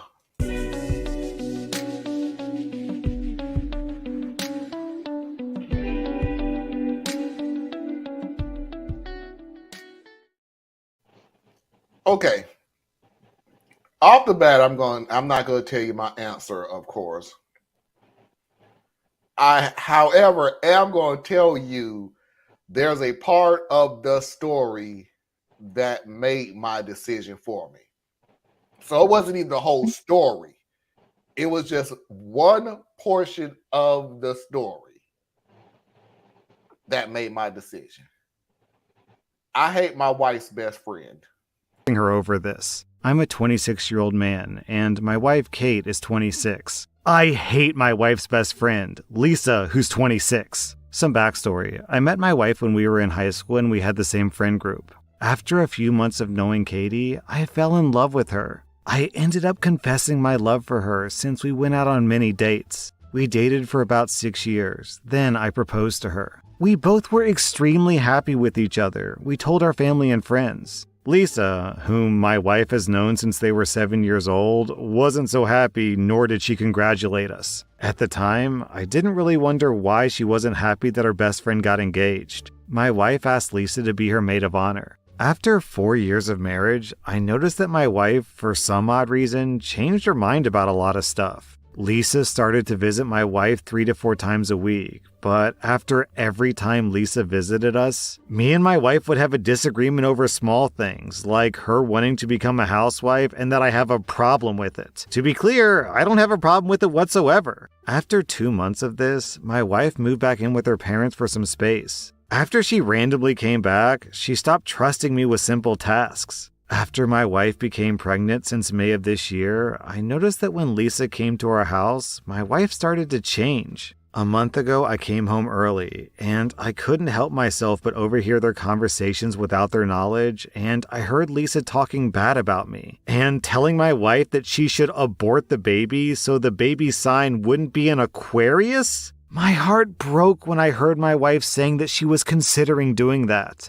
Since I trust my wife, I said nothing, but after a month, she talked to me about aborting the baby. I disagreed with her and she said nothing. Yesterday, I noticed that my wife lost a lot of weight, and she broke down sobbing, telling me that she aborted the baby a week ago without telling me. I was livid at what she said, so I shouted at her and told her that she shouldn't listen to all of Lisa's BS. My wife started defending Lisa, saying that I shouldn't talk about her best friend like that. I yelled at her more, saying that Lisa does nothing but brainwash her. I packed all of my stuff and asked my older brother if I could stay with him for a few weeks. I told him everything, and now I'm thinking of divorcing my wife over this. OP.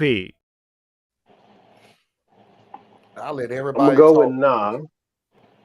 Okay. I'm sorry. Go ahead. No, go ahead. I'm saying I'll let everybody else talk first, so go ahead. Oh, I'm gonna go with nah. Even if it's real, I'm still gonna go with nah.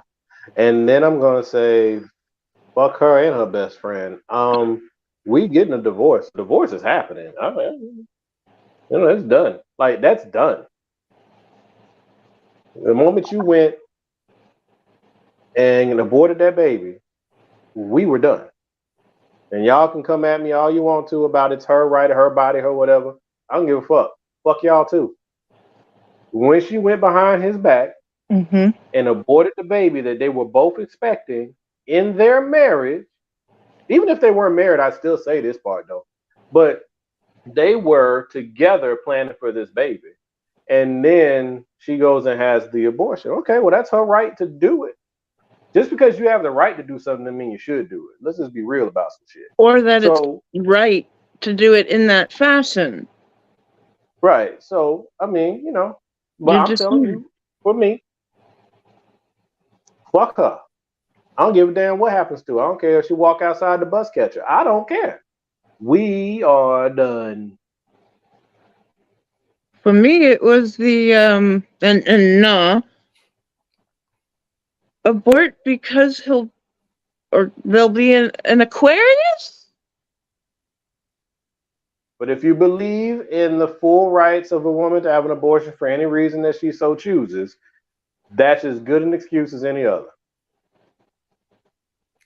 Okay. Because it's her choice. Okay. I'm sorry. It doesn't really seem like it was her choice. It was something she seemed manipulated. Her choice. Here's because you know how many steps you got to go through to do Yes, this? I do. Yes, I do. You feel what I'm saying? Mhm. So, you're believing this transition. You decide to have an. I'm saying nah. This ain't going to the McDonald's and getting a number 4. Yeah. I'm saying nah to this whole story. Not the whole story. I'm saying nah because you aborted the baby because it's fine. Now let's pretend that this is real. I'm taking it from the OP's point of view. First of all, I'm not waiting till it gets to this point. Be honest with you. I'm looking at my wife like, could you explain to me how everything is cool and then every fucking time your friend come over here is sometimes damn dispute? Like, what the hell? If you can't see it, let's go ahead and check this shit right here and right now. Number 2, if I hear your friend talking shit about me and you just listening and nodding your head, no, I'm not going to pretend like I didn't hear you. Why did you not jump in and defend your husband like I would do if somebody was talking shit about my wife? Number 3, you can abort all you want to for whatever reason that you want to. We ain't disputing that. Guarantee one thing though, the same way that you can decide that you wanted to abort your baby, it's the same way I can walk the fuck out of this door and out of this marriage. Damn straight. Don't get it twisted that you have some rights and I have none. Bruh, miss me. If you want to be with your friend more than you want to be with me, go ahead and be with your friend more than you want to be with me, because you're sure as hell listening to your friend more than you're listening to your husband. Fuck you, fuck your friend, fuck your friendship. We ain't never got to talk about this because I sure as hell don't want to talk to you. You took a life for a sign? What? Well, wait a minute. Whoa. So here's a question. Just because, sometimes I get hung up on words. Mm-hmm. I think I know where you're going. So first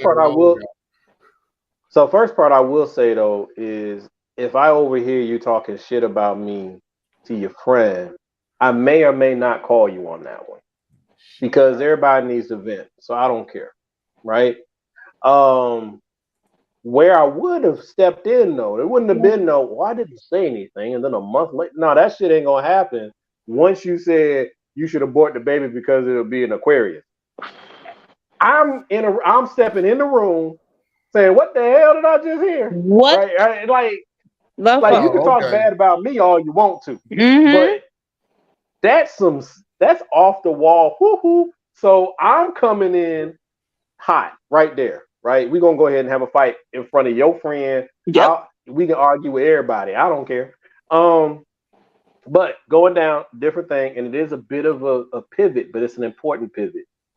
When you were saying you took a life over a sign, that will depend upon your stance in the abortion argument. Because many of the people who are pro-choice do not acknowledge it's a life. They say it's a collection of cells. Of cells. And so it's still a fetus. Is that I've always felt like that was why the abortion argument is so muddled, because we argue on the wrong points. Not you, Are Marlon, they but conscious? we Yes. argue on the Can wrong they, I know points. where you're going with this. The reason why I don't get the reason why my stance has always been stop deciding what other people can do with their damn body. That's always been my stance and everything. Right. Because I The can't focus get needs to into be an on argument of what your argument is, because I know you're not coming from a clear stance. You move the goalpost so damn much. Why would I hold a conversation with you? Because even if I was science, you No, don't I'm believe just in saying. science, so fuck that. I'm just saying it's a You don't bad. believe in certain religions, so fuck that. Beliefs, you move the goalpost on beliefs, so fuck that. I mean, I'm not going to argue with you about it. But that's why I think that the arguments are so messed up, and it's why we argue against each other, and we're able to like use these things as cudgels, because we're fighting on the wrong ground. If we're going to focus on rights, then we just be able to debate rights. Yes. Once we start debating life, you have now inserted science, religion. You've brought everybody to the table when you start debating life. Because who are we to define when life starts? Right?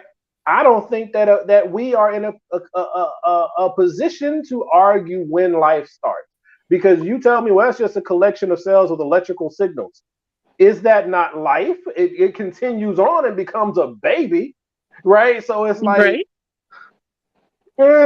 right? So it's like when people argue life, I get a little like concerned, because what we really should be looking at is autonomy and rights. Autonomy for the woman, right? She should have full autonomy over her body. Right. Yeah. But then rights, I think the argument or discussion on rights needs to be expanded too. Because if you have impregnated a woman in a consensual relationship or situationship, well, so basically not rape. Right. And yeah. Right? She ain't got to be your girlfriend. It could be a one-night stand. Right. But you are the type of man, like I am, that believes no matter what, I raise my child. I will do any and everything to raise my child. So under the pure rights argument, I have no rights. Even though I would be there to raise my child, even though I'm not your man, I still have no rights. So you can now murder the baby and I can't say anything about it. And yet I'm responsible for helping with your care while you're pregnant. So that's a messed up situation. How do you beat up on a man in that way and just completely disregard our feelings and our stance, right? That's wrong. But you have to err on the side of caution and on the majority circumstances. And at the end of the day, the one whose physical health is in danger is her. Like the closest thing to death a woman comes to is childbirth. So you err on that side. So it's like it's a really muddled argument.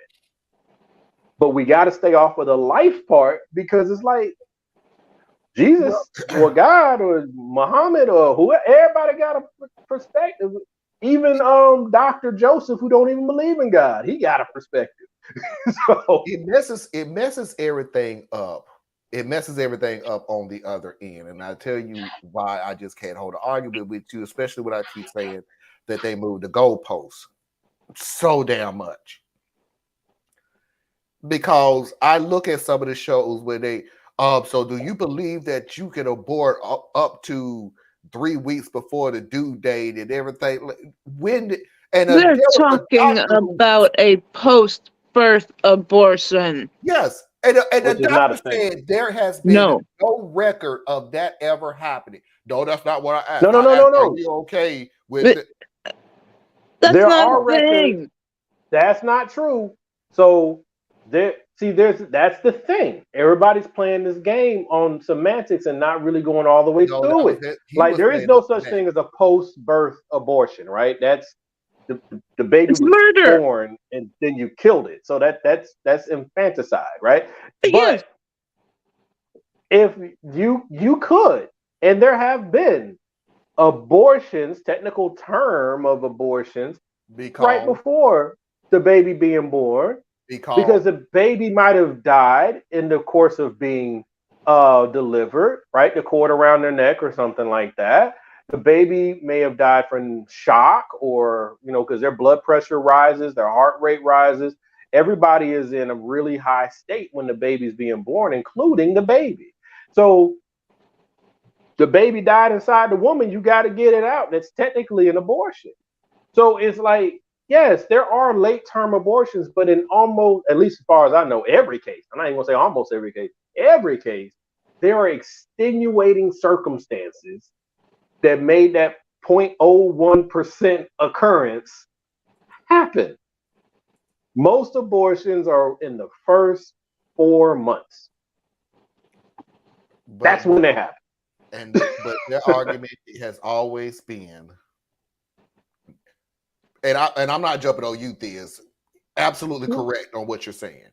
But their arguments have been, but do you think that it's right?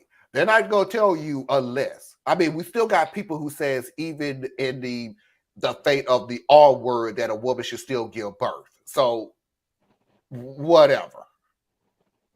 They don't care. They're not in good faith. They have an ending, and they're going to skew wherever they say all the way forward to get their ending. And you can come up with an argument all you want to about why you're out of your freaking mind. I'll just change the narrative. Laminate a piece of paper. Go ahead, Anna. 2 things. As an activist who works with people who are seeking abortions, the number one story that is relayed to me is the mother's life is in danger.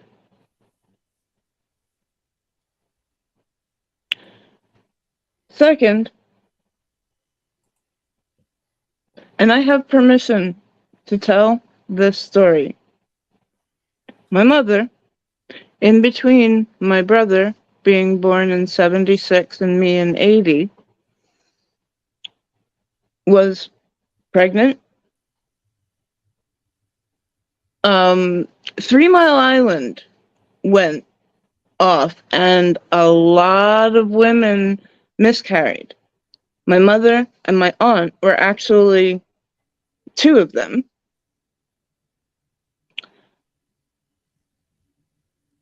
She was told, my mother, to go home. Yes, your baby has died.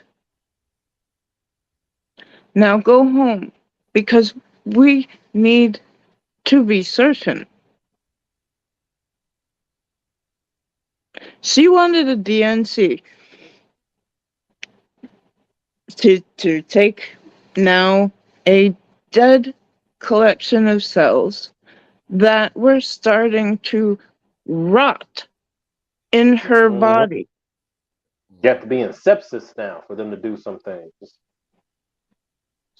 cruel. It is fucking cruel. It's right. What Lorraine had to be put through, and so many other women who are now grieving a baby that they wanted, but now they need one of these procedures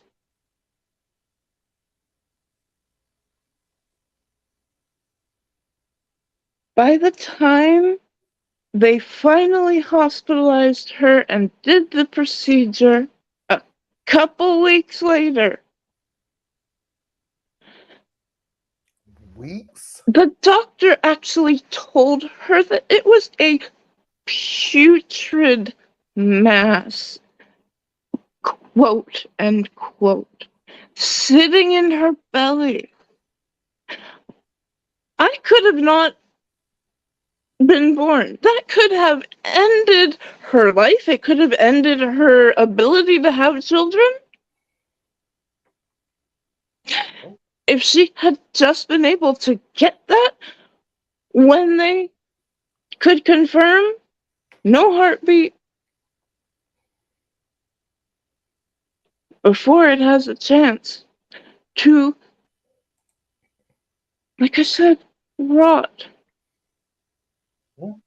This is more than an birth control. This is health. And like everybody says, you know, as a kid, I once came to Lorraine and said that, you know, what is it about the abortion debate that I'm not getting? I was a young girl, and she said one thing to me: abortions will still happen whether it's legal or illegal. Don't we want it to be in a legal fashion? And I went, yeah. Yeah,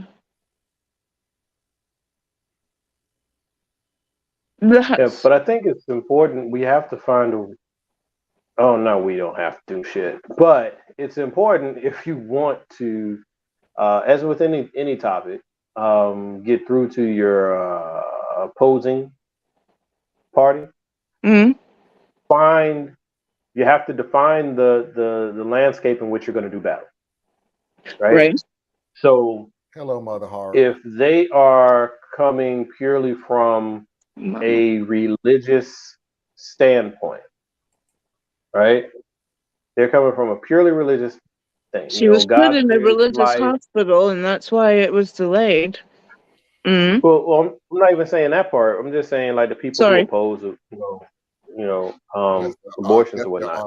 Mm-hmm. But if they are coming at it from that angle, then okay, we're gonna stay there, right?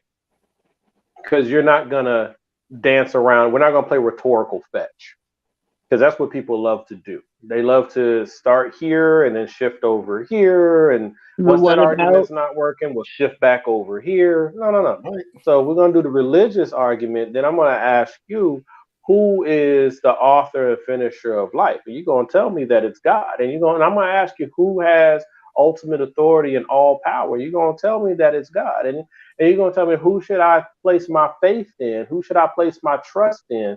And you're gonna tell me that it's God. So then I'm gonna ask you, if God is this powerful, why does he need you to force another person to obey his will? Where is that in his word for that to be the case? Like, you gotta, like, that's where we go. I'm gonna make you look at yourself, because the reality is you do not believe in your God the way that you say you do. And I can prove it through your own action. I can prove it through your own weak faith. Because if God is all things and has preordained your path, yes, you have free will. And I know that little weird cop-out. But you say that God is the one who's controlling everything. So if you shift now to free will, then I'm going to ask you, how is it your free will to override their free will? And if we're all going to stand in the seat of judgment, or stand before the seat of judgment for all of our wrongs, our sins, because we're all as dirty rags and all come short, right? So we're all going to stand in judgment, and he's not a respecter of persons, and isn't all sins are sins. Then this sin is no greater than the sin that you may have committed in your life. So let God be that judge. Right? But you don't want that, because at the end of the day, abortion opposition is because of power And control. and because of politics. Right? Power, because you want people to act like you, do what you do, and you will hide behind other things. Whatever that thing is, you'll hide behind it to push that. And then the politic of it, because you really are trying, like for the ones who are really more concerned about birth rates, that's what you, like for those, that group, that sliver is all about birth rates. We need more babies born. So you're against abortion for that reason. You'll say you're against it for this reason over here, but really it's about this one right here. Right? So make people stand on what it is that they actually are doing, and what you'll oftentimes find is they will back off of it, because unless they got their crew behind them, they weren't ready to look at it. Like we see these Trump things all the time where they talk to an individual, and what was the one, Anna? It was the one where they were like, well, I hadn't really thought about it. About your sexuality. Asking, when did you decide to be straight? Right? And then when you're asked that, when did you make your choice? All your speaking points fall apart, because you're like, I didn't make a choice. A lot of people are like that. Well, I'm gonna go ahead and cut this short because we're going kind of long, and the fact that we're already on a certain subject. Sorry. I know that went heavy for a Saturday. No, thank you for sharing. Absolutely not, and I appreciate it, and I appreciate Mama Hart coming on here. I feel my blood pressure going up on this subject, and I know if I start talking, it's gonna be a red. And Marlon, it's almost 12 o'clock. I got to go to work tomorrow. So I'm trying to stop it now before I jump into it. So. Oh, wait. We are on a Sunday. This right? is a Sunday. Yeah. I thought it was a Saturday for a moment. Nope. Foxy's video of the week, in which I was the one that picked the music.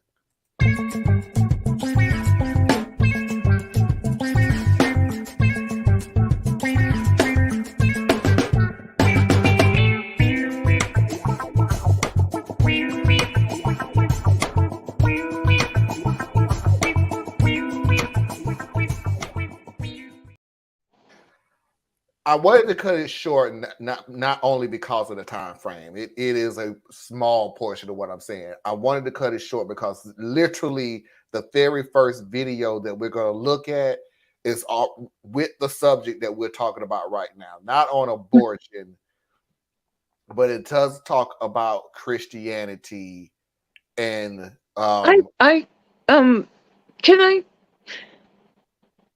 those of you who know the Bible better than I do, Learn Life had a comment, and I'm sorry, I have a question. Just Jesus said, "Judge not, lest ye be judged by my Father." Is that a good representation of that paragraph? I'm not sure how to say it. Verse, thank you. Is judge not that ye be judged, those without sin cast the first stone. It's basically saying, take the beam out your eye, that type of thing. Yeah, it's the same thing as saying when you go and you judge people for what their actions is without at the very least trying to tell everybody what your action is. It was a guy that did a video of a guy who he met at a railroad station. I'm sure it's a parody, but it was just making a point. The guy was Christian. I use these quotes now because I don't want to offend real Christians out there. Right. And these little fake Christians out here who just use a religion for power and control. So he was a Christian who was and homosexuality is wrong and it's bad and it says in the Bible that it's bad and it's an abomination and everything. And the guy was just sitting there listening to him like, yeah, you know, the whole I'm listening to you, but I'm really not paying attention to what you're saying because you're full of crap. Yeah. Until he saw a woman walk by who had a wonderful body and woo, look at that. That's man, oh man, oh man. That's and it's like, and the guy just looked at him like, so you want to use the Bible about homosexuality? You want to forget about the part about the Bible about lusting after women? You want to forget that part of the Bible? It's basically like you're pick and choose parts of the Bible that defines your life. I'll put it that way. Well, your lifestyle. For me, it's like this. I'm holding you to what you say you believe. There you go, LL. Don't be a hypocrite. So I'm holding you to what you say you believe. So you can't hold me accountable. Tracy would often say that we don't have the full context of the we verse. don't. We're not taking this in the full context. Okay. Because, like, for example, the judge not lest ye be judged, in my opinion, and also the beam in your own eye and all that good stuff, it's not saying that judgment is wrong. It is saying that before you will subject another to judgment, have you prepared yourself for judgment? You yourself were unclean. How dare you do that? Assert yourself able to judge this other party for something. Only God is perfect. So God is the arbiter of all things, and you are imposing yourself in the middle of all that, knowing that you don't even have clean hands, right? So I get it. It's just my thing is this. If you say you believe in whatever it is you believe, the Torah, the Quran, or the Bible, that's what you have professed belief in. So I'm holding you to that. You can't hold me to that unless I also believe in it. So to say abortion is wrong, you do say that you have you rock with the Christian church. I do. I have a very strong Christian background. It's all I really know. Okay. But I myself no longer identify as a Christian just because of how, all this stuff. Like I can't claim to be on the team and then pretend like I don't see what the team is doing. It's almost similar to what Republicans do and Democrats do and all that. Like you'll explain away the parts you don't really like. Go ahead, Mom. Hold that thought. Hold that thought, because you're gonna have, trust me, because you're gonna have more after this video. Let me play this video, and I want you to jump right back in after the video because it's specifically on what you're saying right now. Conservatives need to start realizing that the left is anti-Christianity. Hi, former Republican hype girl here myself. I just want to let you know that conservatives already think that the left is anti-Christianity. I was taught that narrative my entire life. I believed that Democrats and anyone on the left was against God and against Christianity, and that I would get persecuted when I would stand up for my faith. But I was very outspoken for Jesus my entire life. In public schools, I had Jesus signs on my locker. I did prayer meetings. No one said anything to me. But interestingly enough, the only time I've ever started receiving hate and persecution was when I started being more outspoken about my faith, but not in a Republican way. When I started calling out Trumpism and nationalism, you would not believe the type of hate that I've received from Christians, not big bad atheists, Christian conservatives. When I got out of the conservative groupthink, I did realize that the left is anti-hate and anti-bigotry, and if that's what your Christianity is about, I'd be more concerned about yourself. So that's why I was stopping you, brother. She's making the same point. Wow. That's the thing. What do you profess to? And then we'll work from there. Right? Like, and then not only what do you profess to, but how well do your behaviors and your actions reflect that which you say you believe in? Yeah. I think that's super important. I think the loudest sermon that you'll ever preach is the one that you never say. Mm-hmm. When people ask me what do I believe in, and except for like in this one, you would just ask me, and I said no, I don't. Actively identify as a Christian. I mean, I do for my parents and stuff like that because it's easier than going through this long conversation. But Gotcha. at the end of the day, I say that this is what I do say to my parents, and I say to anyone else. If you want to know what I believe in, watch what I do. Watch everything about me. All the hypocrisy that I have, all of the strengths that I have, the weaknesses I have. Look at me. That is my religion, right? That I'm trying to take care of children that I don't even know. That I'm trying to help people with housing issues that I don't even know. I don't have any of these issues personally. I've personally been fortunate enough to start at a different level. I'm not where I want to be by any long shot. Right. Certainly not in a financial position to do half the stuff I want to do. But I believe that it's part of my calling, according to my faith, to do these things. And so I'm asking for help from others to do these things, but I'm not asking anyone else to believe what I believe. See, Right. I'm doing what I'm doing because it's my belief. Mm-hmm. You follow what I'm saying? So I'm not doing this because I'm afraid that if I'm not afraid of going to hell, right? According to the rules that I was raised up on, I'm already on my way to hell because I don't go by your religion. Okay. And yet my actions, right? I try to just be the type of person that I want to see in this world, that I think that my creator would want for me to do during my allotted time here. But according to that thing that I was raised up in, even that still dooms me to hell because I didn't make the loyalty pledge that's required, because all of my acts fall short. Right? And that's cool. I do believe all my acts fall short because I'm a fallible creature. But I don't think that's why I'm going to hell, right? I believe when I die, I'm going into oblivion. When I die, that I go back to the creator, right? But That's pretty much whatever you believe. Yeah. But that's my thing. Like, what do you say you believe in? So if you say that you believe in Christ, I don't really interact that much with my brothers and sisters that are in Islam and stuff like that because we just don't cross paths like that. Okay. But you say you believe in Christ, and yet you're messy, you're gossipy, you got a lot of hate going on. You don't want to do nothing for nobody else.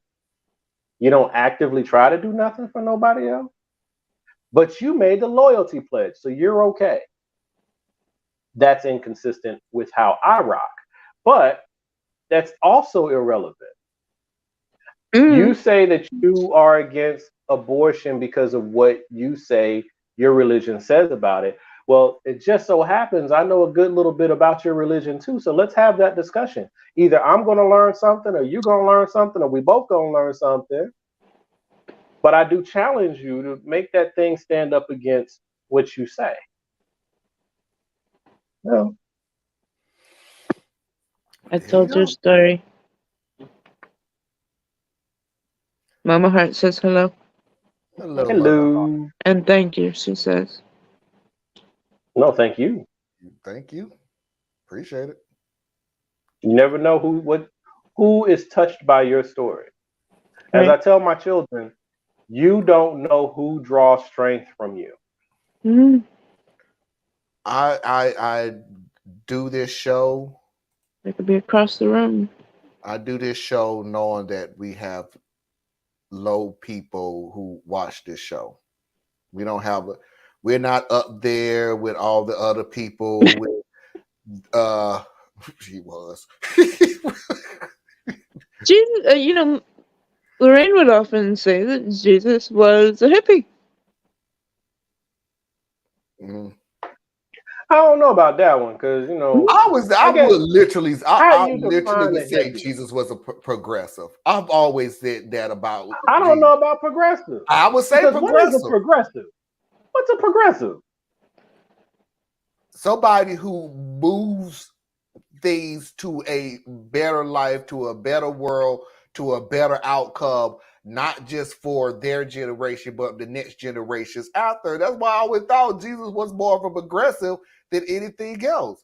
This is why I say about Christianity. Have you noticed they never say the teachers of Jesus is the reason They why seldom do. they always say the teachers of God. They bounce back and forth. But there's a case for that because God is everything. Whoa. I've never heard them bounce forward on Jesus. No, they bounce back and forth because for them, they want grace. For you, they want the law. Okay. So, okay. So you're right. They'll be in the New Testament all day long for why you need to give them some room. They go to the Old Testament for why you need to step up and do what they say. The Old Testament allowed me to slap you across the face. The New Testament says don't slap me back. I heard one of my favorite podcasts, other than this one, of course. Anna, you ain't got to think about it hard. That's exactly what it means. It's the one called The Holy Post. I've sent you guys clips on it before, but I do enjoy there was one episode checking in. I love that joint. But one of the things they were pointing out is like I think it was a pastor was talking to one of these Christian nationalist type cats, right? And now to a Christian nationalist, they don't consider themselves that; they just consider themselves Christian. But the pastor was talking to him, and he was like basically telling Jesus' Sermon on the Mount without using Jesus, right? Just talking about, the fruits of the Spirit and temperance and patience and forgiveness and all these good things, right? And the guy was like, what kind of garbage is that? And the pastor was like, that's Jesus. So we've seen where people are flipping and morphing and twisting things, and they've been doing it for a while. This is just the culmination of it. But they will go back to Jesus speak after they reclaim power. See, right now, they have to do whatever is necessary to regain the power so that they can then reinstall Christ to his proper role. But in this moment, they are David Christian. They are do what must be done to secure for the rights of God's. As in David people. and Goliath?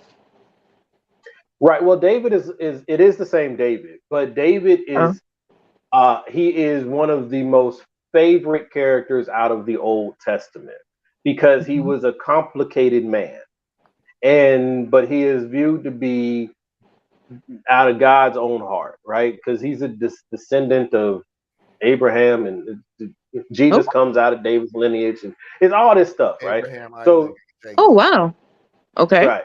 So David was a soldier. He was a king. He was, he was so many things. But then he was also a broken man, right? Where he wanted that woman, and he sent her husband to the front lines so that he would die, so he could take her, right? So he's a complicated creature. This is they intone David a lot of times when they use Trump, right?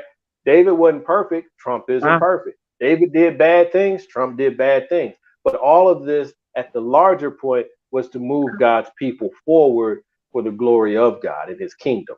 So they do this. They twist and they morph things around. And because no one actually reads the text, they're stuck with what they're told. And it just moves. All right. So that's where that kind of comes from. I remember telling this story a long time ago, just to make it more secular.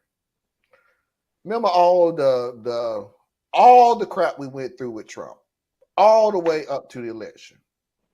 Even before the election, fraud and everything else. And I'm looking at this dude on Facebook. Give him a chance. No, it's not right. This is not wrong. Blah, blah, blah. He's doing this for the great good of America. Blah, blah, blah. All the stuff that Trump did. Y'all know it. I know it. I'm not going to repeat it. I'm not lying to you. I will put my head on the Bible. Coincidence. That this guy, after the election, when they found out that Biden won, we now have to come together as a nation and as peaceful as we possibly can. And I'm like, you really didn't care about peace when you had power. No, it's always like now you don't have the power, so now we need to come together. In other words, you didn't give a rat's ass that we were separated as long as you had the power. Mm-hmm. But now that you don't have the power, we need to come together as a nation. grace for me, law for you, right? So when we're in power, you should yield to the law, and you should pray for your leaders so that they will be guided by the Lord. And if they are gone astray, then God can correct them because they are your leaders. And it is up to God to correct your leaders, not you. That's that argument. But then when you're in the minority, now you need grace. Now you need people to move away from the law. You shouldn't have to obey Biden and pray for Biden and try to uplift Biden and all that stuff. Oh, that's out the window now. No, that's out the window because see, he's not God's man, right? And then it doesn't matter what actions are occurring, right? So it doesn't matter that Biden is Biden is an imperfect vessel, just like Trump is an imperfect vessel, right? But what we look at and we see Biden trying to take care of his son, who has gone through unimaginable turmoil, right? He lost his mother, his sister, his brother. Right? He has gone through. He's gone through the ringer, and politics say separate yourself from this person because it's a bad look. It's going to complicate your administration. But as a father and as a man of his own faith, he pulls Biden closer. He pulls Bo, or whatever the son's name is, Hunter. He pulls Hunter closer, right? As the prodigal child was done. I mean, it's like it's in your book, right? The prodigal son had a brother. The brother did everything that the father said. He stayed with the father, cared for the father, took care of the land and the business for the father. But the prodigal son decided, no, Dad, give me my inheritance now. I am going to go be my own man and do my own thing. And he got there and did a whole bunch of horrible stuff and all that, to the point that he was ashamed to come back to his father. And then he comes back to his father, a broken man, expecting to be punished, saying to his father, Father, I am not asking to be put back by your side. I do not deserve to be by your side. I am just asking to come back home and I will be your servant. And the father says, no, you are my son. I will care for you as my son. Come up and take your place beside me. Now you got a brother who did everything right and a brother that did everything wrong. But such is the love of the father that he brings them both as equals back into the home, back into his love. That's what literally Joe has done with his two sons. Gotcha. Okay. Right? But you look at Trump. How does he treat his family? It's wild. It's wild. So the cognitive dissonance is just amazing. Very much. I don't know. I really do appreciate when you can elaborate on these things because I do not know the context of the Bible. I know little pinpoints. That's it. There are people who are going to watch this show in future who is in the same box. They don't know. There are people who don't know the Bible. They know what was told to them that was in the Bible. And that's why I break these segments up. And thanks a lot, because I'm pretty sure this was an hour-long segment. So thank you for the content. And y'all out there, please don't take what I'm saying as gospel, because I am not a minister. I am not a theologian or any of those things. Go and read it for yourself. Study for yourself. Not only do you need to go read it for yourself, now go to these people who swear they know it and have them talk to you too. But make sure you read first. Read first, then go to them for clarification and understanding. And that way you'll be able to discern the difference in what's being said to you. Don't just take what I'm saying or anybody else is saying to you. Right. Do your own research. Yeah, always. Do research. But don't stop at the research. That's my point. Don't just pick up the Bible. And my Christian family out there, you'll know what I'm saying when I say this. Don't just pick up the Bible as just some text and go trying to read it. There's a reason why believers say that you go to God first and then you pick up the word, because you want to be in the right mind frame that you are receiving the messaging in the text. And, and I'm not saying that the prayer, because I'm one of the people who looks at prayer a different way than most. So I'm not saying that prayer is going to unlock this magical moment and now you can read the Bible and you're getting different words than I'm getting or Marlon getting or you're getting. I'm not saying that. Mm-hmm. What prayer can help you do is just like meditation. It can help you shut off the things that are creating noise. It can humble you for a moment so that when you exit your prayer and you go into the text, you can go to it and see what it's trying to say to you. Because the Bible is full of stories and examples and fables and facts, and all that stuff is all mixed up in there. So that's just my word of advice to you out there who want to go and study. Read it, but talk to people too, but don't say none of it. And the Bible has been changed many times. I know the St. James Version. Is there more than that? King James. Yeah, there are a lot of there are a lot of interpretations. But you get to the one that helps you is the way I would put it, right? Because like there's when you have a kid who's 6-7 years old, at least for me anyway, I was not taught to read King James at 6 and 7 years old. I had like student Bibles, right? I had, dumb it down for me and speak English. What was before King James? I have no idea. Because I grew go up back far enough, you'll end up with the Hebrew language and that one. It was one before King James because I was right around.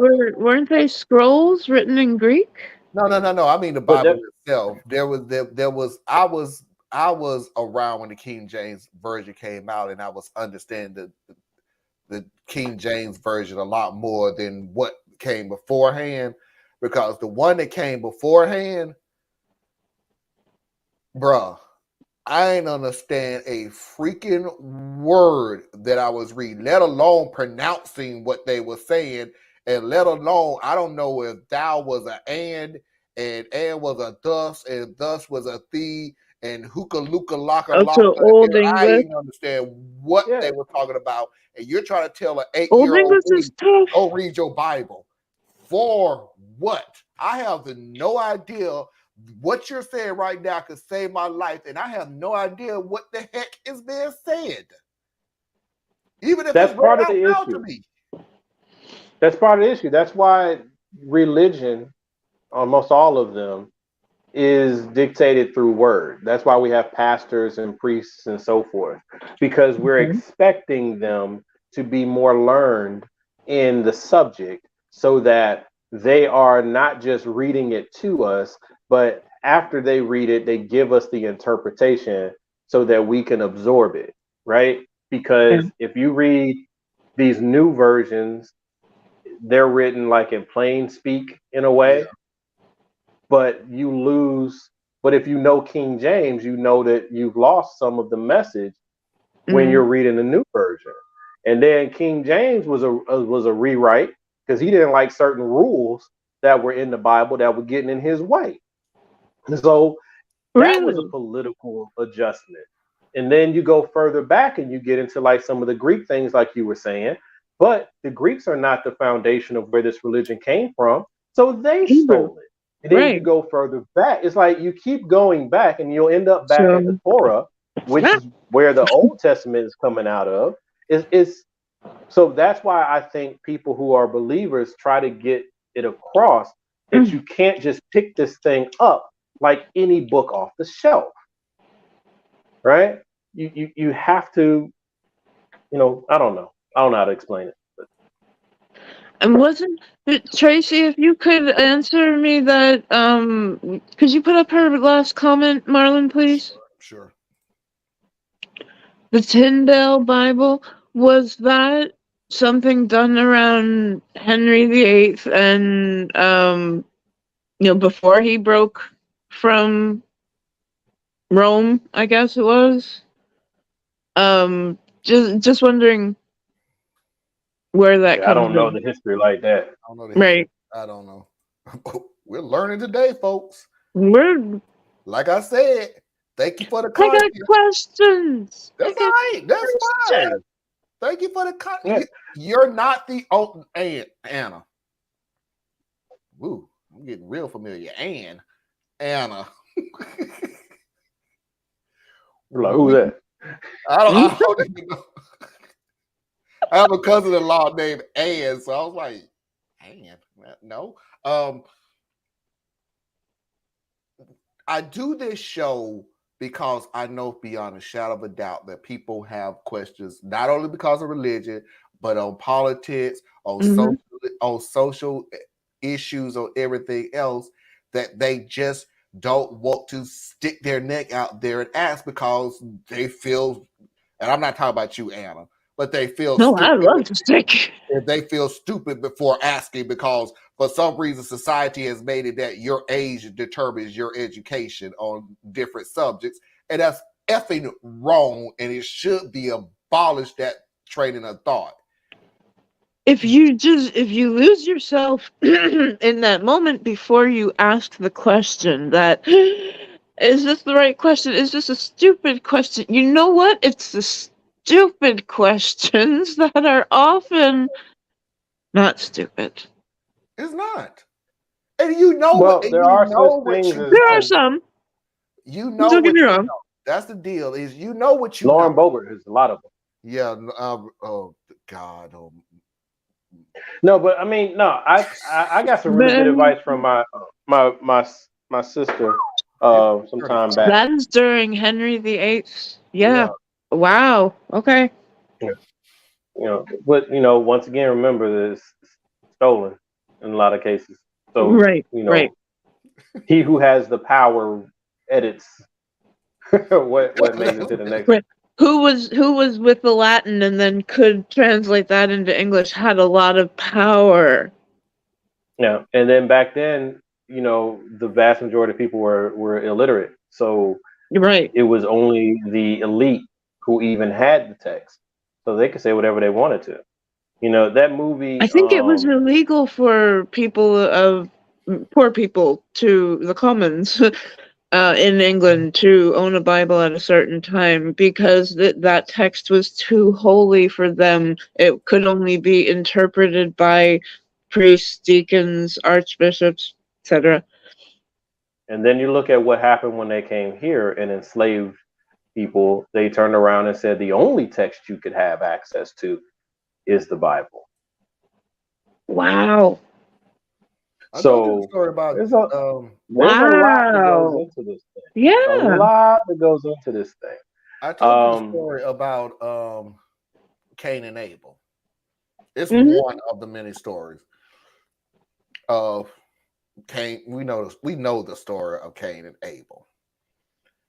And for the rest of your life, Cain, your descendants will be the slaves of Abel. Descendants. Gee, I wonder what the slave masters told who was the descendants of Cain and who was the descendants of Abel. We've talked about the mark of the Mormons and Cain, all them that stuff. Yeah. So Yeah. Weaponize the But once again, Bible is very well known in this country. Wow. Wow. And I'm saying it exactly like that. It's the weaponization of the Bible, because that's what Yeah. it was. Yeah. They used the Bible to weaponize it and make it okay and everything else. And we're living through it right now. It's still the weaponization of the Bible to get power and get control. Bit of a distinction I'm going to push in here again. Okay. The Bible is like the gun. Okay. It depends on the person. It's the bullets is the rhetoric. It's the twisted interpretations. Because see, the people need something to believe in. People need something to believe in. And I heard it was funny. It was on one of the more recent I'm laying down. pods. I'm not asleep. Huh? I'm sorry, just Tracy's comment. Tracy over here trying to be funny again. She always want these things. She tried to lighten up the conversation. Ask somebody lying down, are you sleepy? Anna's laying down, she ain't sleepy. And when somebody asks you what's on the phone, I don't get that one, Parker. But yeah, well, we do have to move on because we're doing. Yeah, we need to hit. Sorry. Run to the finish line. Yeah. Let me explain. I appreciate you guys so much. Oh, no problem. Oh, thank you. Great conversation. Conservatives out there, know your role when you're talking about what's a trigger, and I'm on top of that trying to make a joke about it. What's the difference between a gun and a whiny liberal? A gun only has one trigger.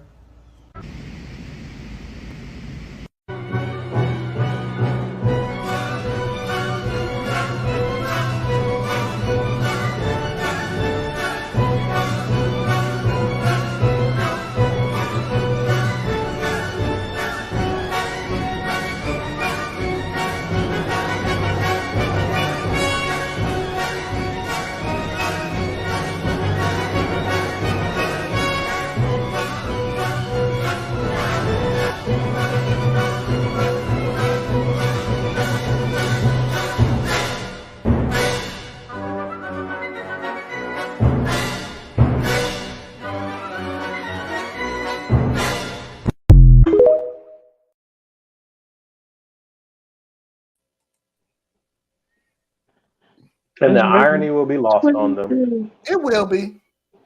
Certainly will be. There I was counting along with the triggers. I gave up. I gave up on y'all when y'all was triggered by Eminem.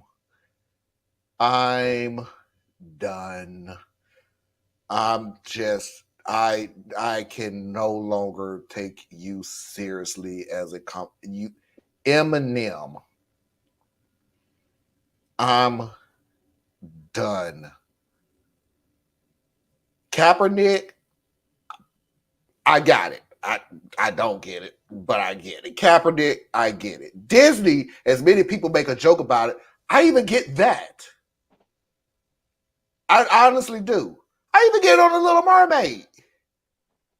You know, if you racist and a bigot, seeing a black character that was a white character for as long as you know, I get it. I get it. Y'all got triggered over candy.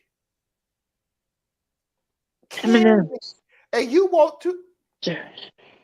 Okay. Yeah. What's the difference between a whiny liberal? Yeah, okay. I can't take you seriously anymore. I on this concept of right now, I'm taking you as the dangerous opponent that you are, that you're just determined that you're going to bury everybody who's in your wake that's against you. That's how I'm going to take you as. Literally, that's what I'm taking you as. But if you want to use all this BS as a conversational piece, and this is the reason why you're doing it, I'm not doing it anymore. No, you have to have a deeper conversation. And they don't have the ability to do that. You They have the just ability, they don't. don't have the willingness. Well, And the willingness. As, I'll take as, some of them don't as we have the said ability. as we said years ago, one of the benefits, I mean, and let's just be real, 90 whatever percent is a high 90s of this movement is white. Okay, so part of the benefit or privilege is being able to opt out of situations or discussions you don't want to be part of. So it's not that they're not capable of thinking through these things. I think that it's at our own peril if we think they're all unintelligent. Some very intelligent people over there. Oh, yeah. But they're being motivated by something, identity in many cases, you know, and then also self-preservation in some cases, right? I mean, if you are, was the old analogy I used? Parker, they would burn Nike shoes. Sorry, yes. So when he was talking about he was talking about he don't remember when Nike was part of, and you don't Probably remember before burning their Nike shoes. I don't remember that either. I remember. But anyway, yeah, don't worry about what I was about to say. Let's move through this. I'm sorry. Yeah, sorry. For those who threw tantrums over a black Marinus, I love to tell them that was every mermaid in real life that they saw white. The non-gender potato head was around the same time as the M. I'm sorry, I can't. I forgot. I literally. This is how bad your thing is. I forgot all about Mr. Potato Head. I really did. I forgot all about that one. Or just Potato Head. So I'm done. I'm looking at you as the enemy who just want to bury everybody that against your will, and I'm going to treat you as such. I can't do the arguments no more with you. I'm not. I'm 50 something years old, and I'm saving my brain cells for something better. If it ain't nothing but going outside and jumping up and down in the rain, it's better than holding a conversation with you. I'm not doing it. Going outside and touching grass, breathing the air. Oh, that's so much more rewarding and yeah. All right, corny jokes. It just dawned on me. Well, I just got out of work. I'm tired as a motherfucker. We're still doing dad jokes? Like, really, we can't find anything else to laugh about? You poured dish soap on your face. What'd you gain from that? Dad jokes? Really? That's what we doing? Y'all do too much. Y'all being real extra.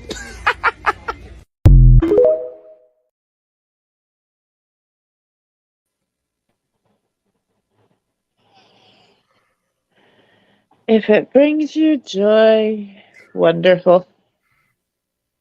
You like it, I love it.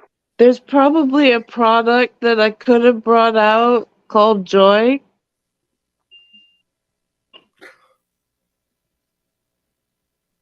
Probably.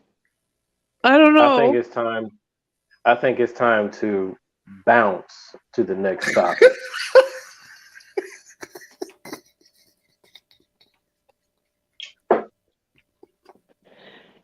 I think I'm out. Oh, one last video. Okay. Let's keep the corny jokes going. Ah, crap. There's a new virus. Oh, shit. No way. Yeah, it's called the Peekaboo virus. Peekaboo? I don't know. What the fuck is the Peekaboo virus? I don't know. It says that it temporarily causes blindness. Ooh, that sucks. Yeah, they said it starts from getting something on your hands and you rub your eyes and then all of a sudden you're blinded for like 30 seconds. Is there like a cure or anything? It doesn't say a cure or anything. Oh, not Peekaboo. It's the Peekaboo virus. The Peekaboo virus? Yeah, it says here it's actually pronounced the Peekaboo virus. And if you contract it, you need to get to the intensive care unit. Intensive care unit? Damn. Yeah, it says here that if you get the Peekaboo, you have to go to the ICU.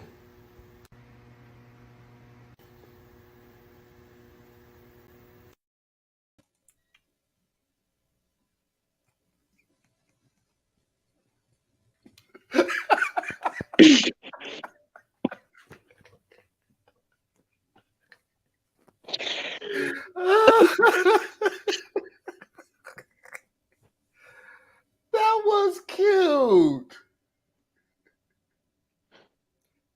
That was the longest setup for a joke ever. Oh.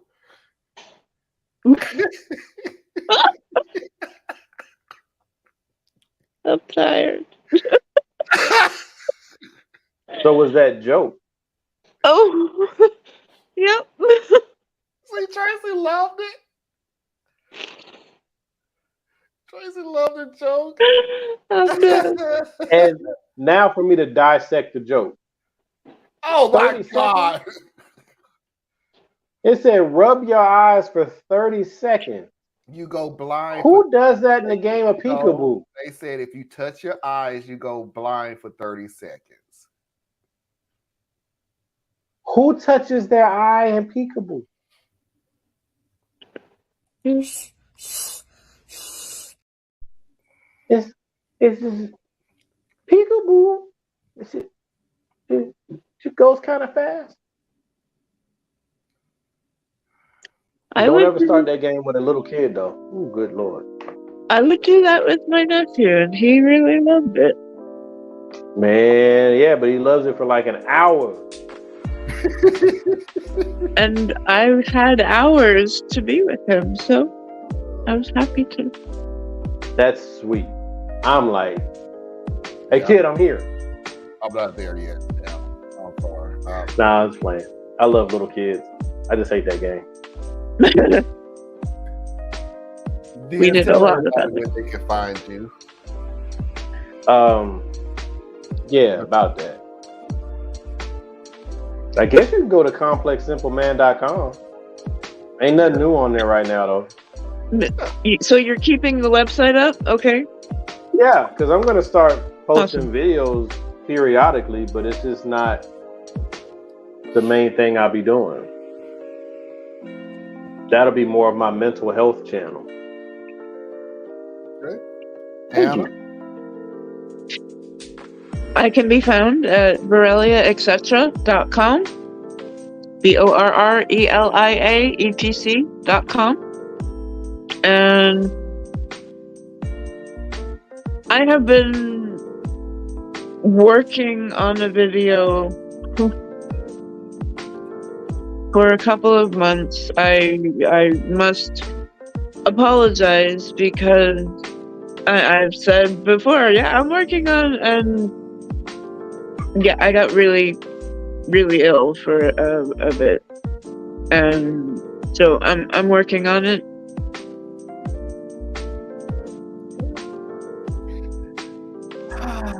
Ladies and gentlemen, boys and girls, children of all ages, non-conforming individuals, and of course, I'm assuming you're LGBTQ until that is our show for tonight. I appreciate Theus. I appreciate Anna. I appreciate you, Marlon. Tracy. And until next time, we will see you when we see you. Peace. I mean, really, who's more boring, Mike Pence or Ben Carson? Casey, I miss you. That's a damn good question.